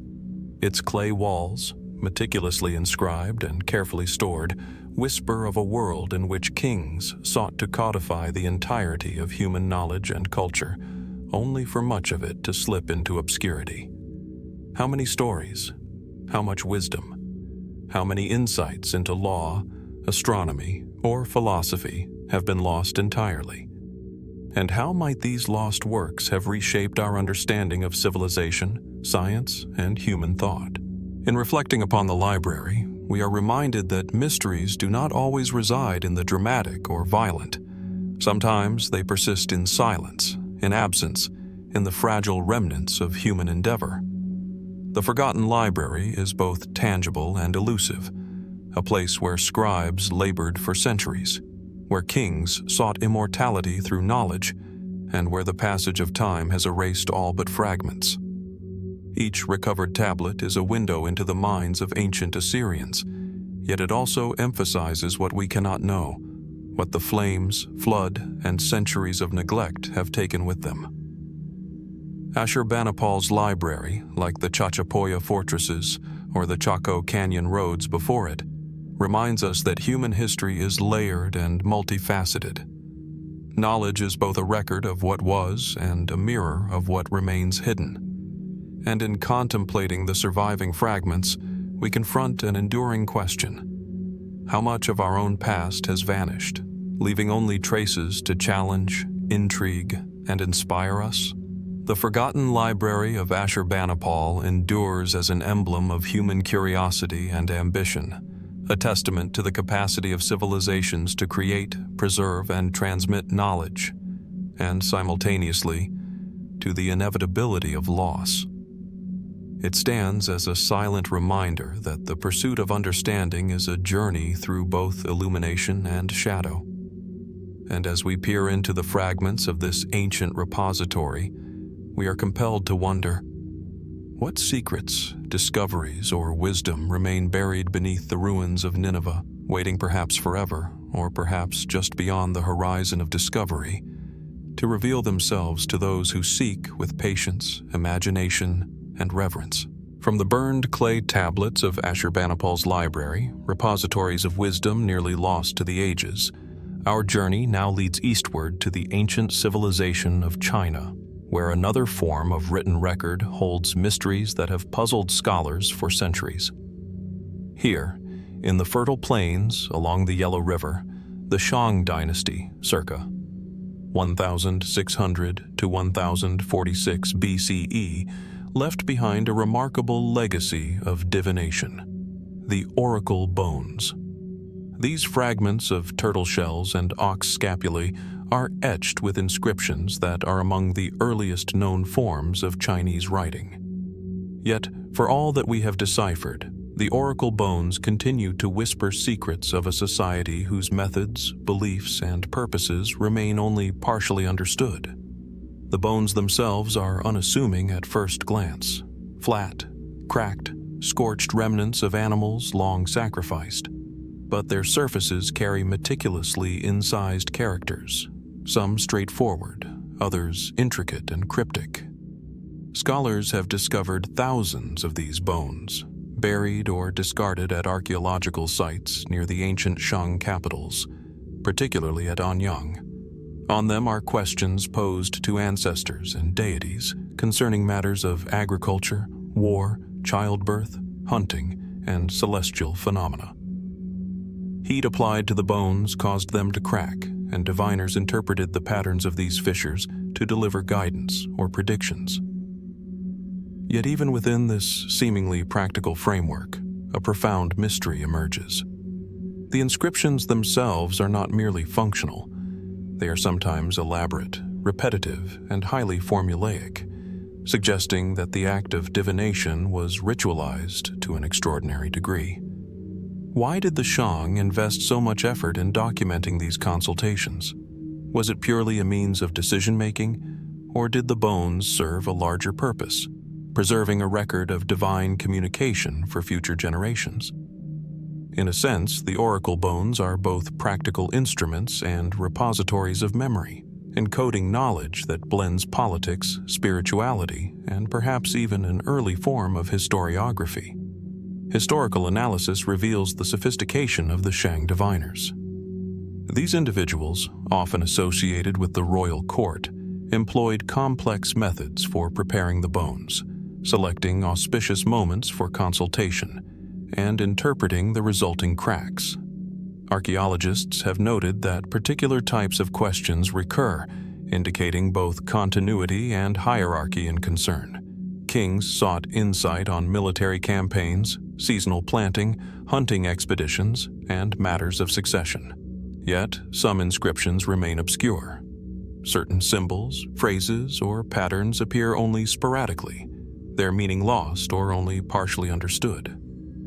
Did these signify secret rituals, specialized knowledge, or esoteric communication meant for the eyes of a select few?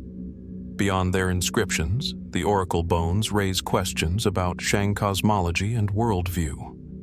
The bones suggest a culture deeply attuned to forces beyond immediate human perception, one that sought to negotiate with ancestors and supernatural entities to guide daily life.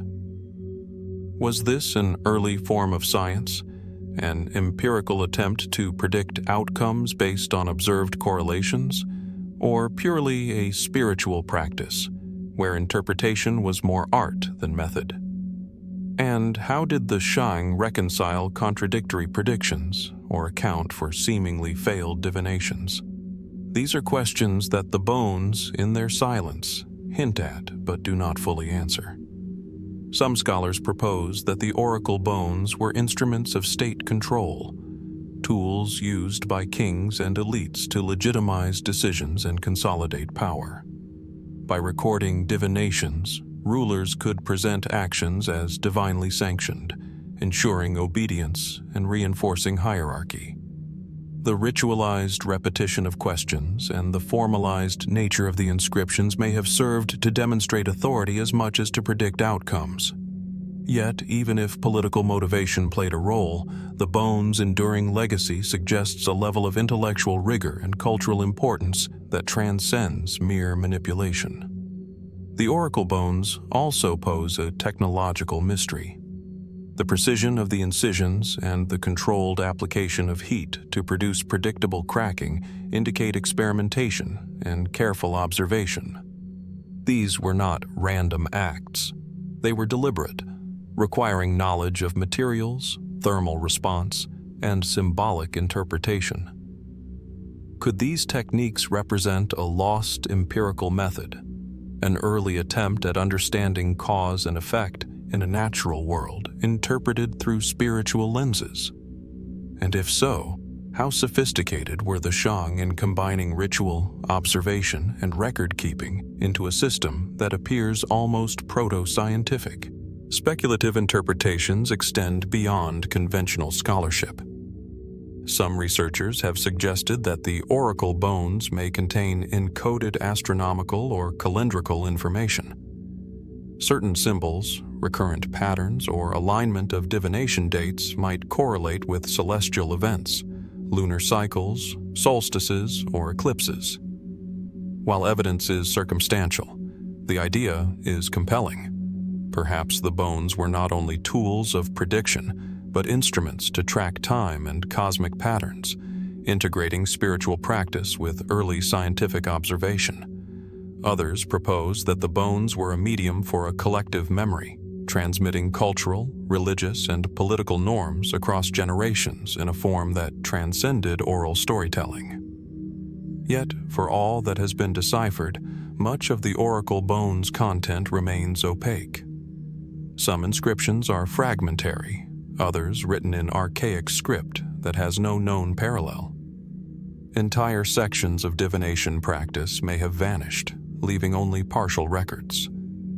Scholars debate the meaning of particular characters, symbols, or combinations that appear in only a handful of bones, suggesting knowledge that was highly specialized, ritualized, or perhaps deliberately concealed. What secrets did these fragments hold about Shang strategy, cosmology, or philosophy? And how much of the civilization's understanding of the natural and spiritual world is forever lost, trapped within broken, scorched fragments? The human story embedded in these bones is also profound. They reflect a society capable of organizing large-scale divination practices, training specialists to interpret the cracks, and systematically recording the results for posterity. This speaks to both bureaucratic sophistication and spiritual commitment. The Shang invested resources, time, and labor into practices that bridged governance, belief, and knowledge preservation. In a very real sense, each bone is a collaboration across individuals, generations, and realms of authority, encoding the dialogue between humans and forces they did not fully understand. Modern techniques, including digital imaging, 3D modeling, and linguistic analysis, have allowed scholars to reconstruct portions of the inscriptions, shedding light on royal decision-making, societal priorities, and ritual procedure. Yet each discovery highlights the limitations of our understanding. The bones are fragments of a complex, interconnected system that blended observation, faith, and political pragmatism. For every insight gained, new questions arise. How comprehensive was Shang divinatory practice? Were certain rituals secret, reserved for elite knowledge, and deliberately undocumented? And could the patterns of the oracle bones encode forms of understanding, astronomical, mathematical, or spiritual, that surpass our modern frameworks? The oracle bones, in their delicate survival, remind us that history is often a matter of preservation and loss. Unlike the monumental architecture or extensive libraries of other ancient civilizations, these small, fragile objects survived fire, time, and neglect to offer glimpses into a world both distant and intimate. They demonstrate how human societies have sought guidance from the unseen, codifying knowledge, prediction, and ritual into tangible forms. And yet, for all their clarity and detail, the bones speak most insistently in absence, the questions left unanswered, the fragments that cannot be restored, the knowledge that vanished with those who first carved and interpreted them. Speculation continues. Some have argued that the bones may have contained early insights into medicine, astronomy, or mathematics that are now irretrievably lost. Others propose that their patterns could reveal an understanding of natural phenomena in ways that prefigure later scientific methods. Even the act of divination itself, once dismissed as superstition, may reflect systematic observation, an attempt to impose order on uncertainty, a bridge between intuition, ritual, and empirical inquiry.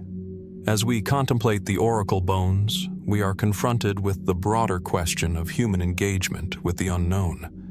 They remind us that civilizations have long sought to predict, influence, and understand the forces around them, whether natural, spiritual, or social.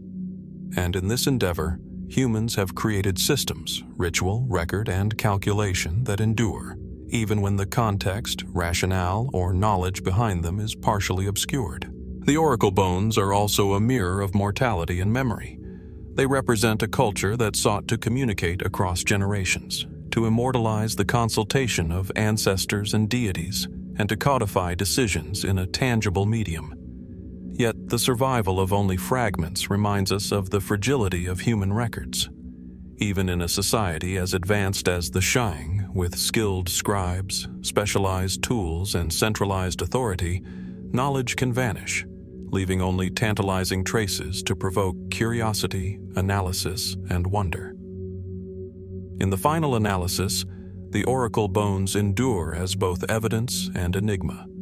They are proof of literacy, administration, and ritual sophistication, yet they simultaneously challenge our understanding of ancient Chinese thought, cosmology, and governance.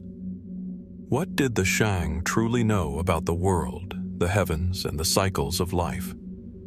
What wisdom, what guidance, and what history have been lost forever among these fragments?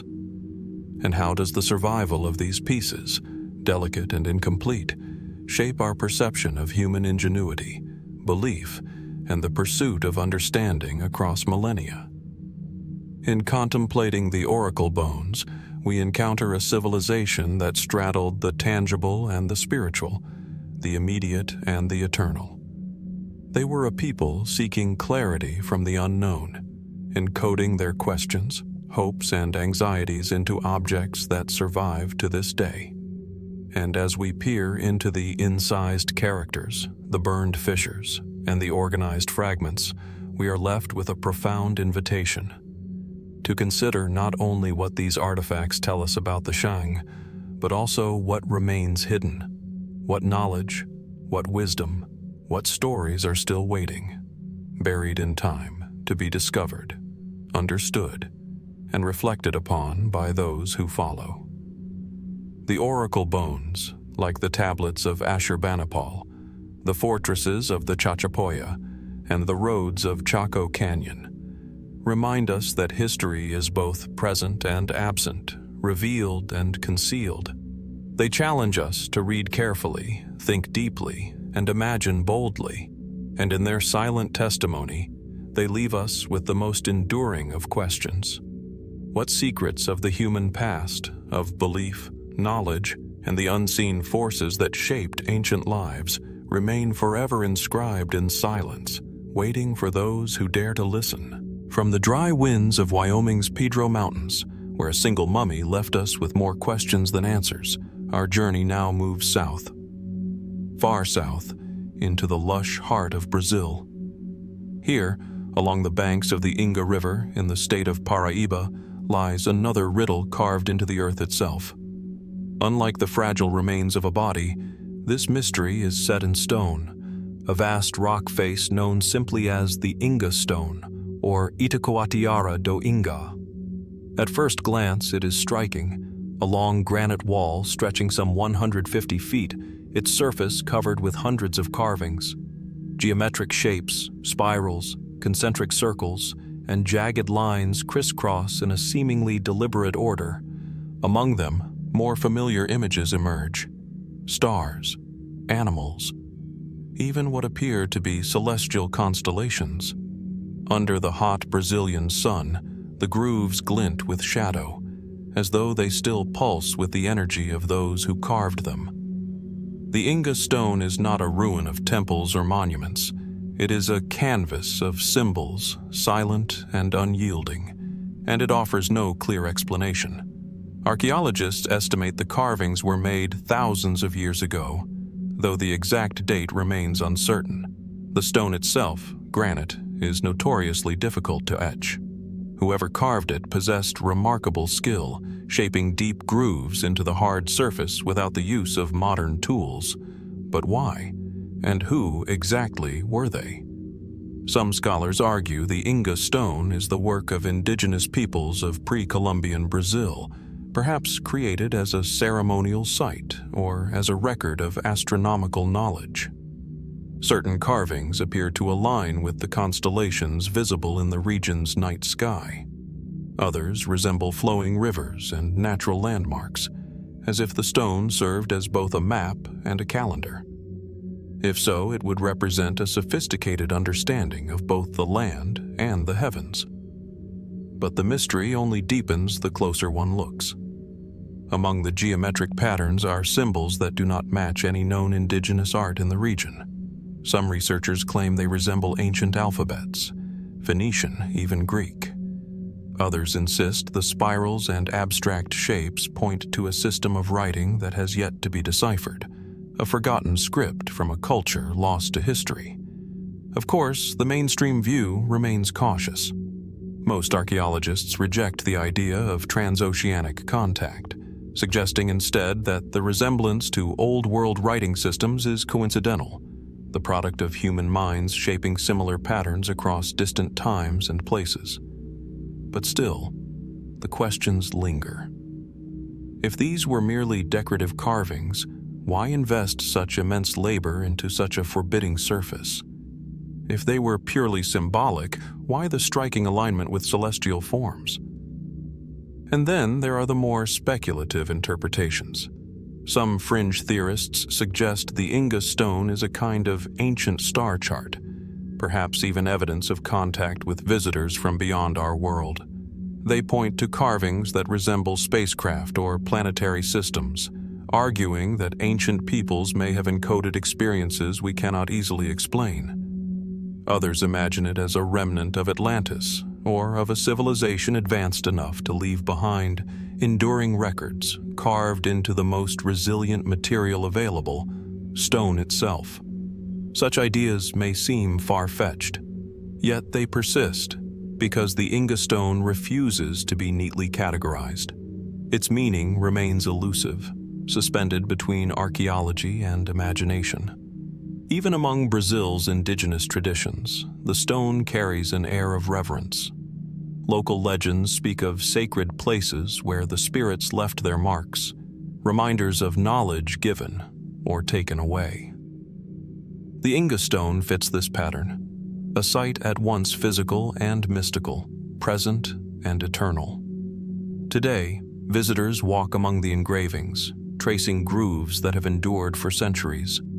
Scientists measure, catalog, and compare the markings, building digital models in hopes of finding order within the labyrinth of symbols. But the answers are elusive.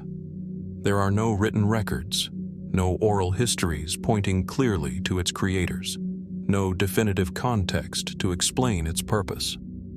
And so, we are left with possibilities. Was the Inga Stone a message meant for future generations? A time capsule etched in granite? Was it a sacred space where rituals tied people to the stars above and the rivers below? Or was it something else entirely? Something we lack the language or perhaps even the imagination to understand? Standing before it, the carvings stretch outward like a riddle across time. They invite not certainty, but contemplation. We cannot yet translate them, nor fully explain their origins. What we can say with confidence is this: the Inga Stone endures as one of South America's greatest enigmas, a monument not to what we know, but to what we have yet to learn. And so the question remains, hidden in the grooves, waiting in silence. What story is this stone still trying to tell us?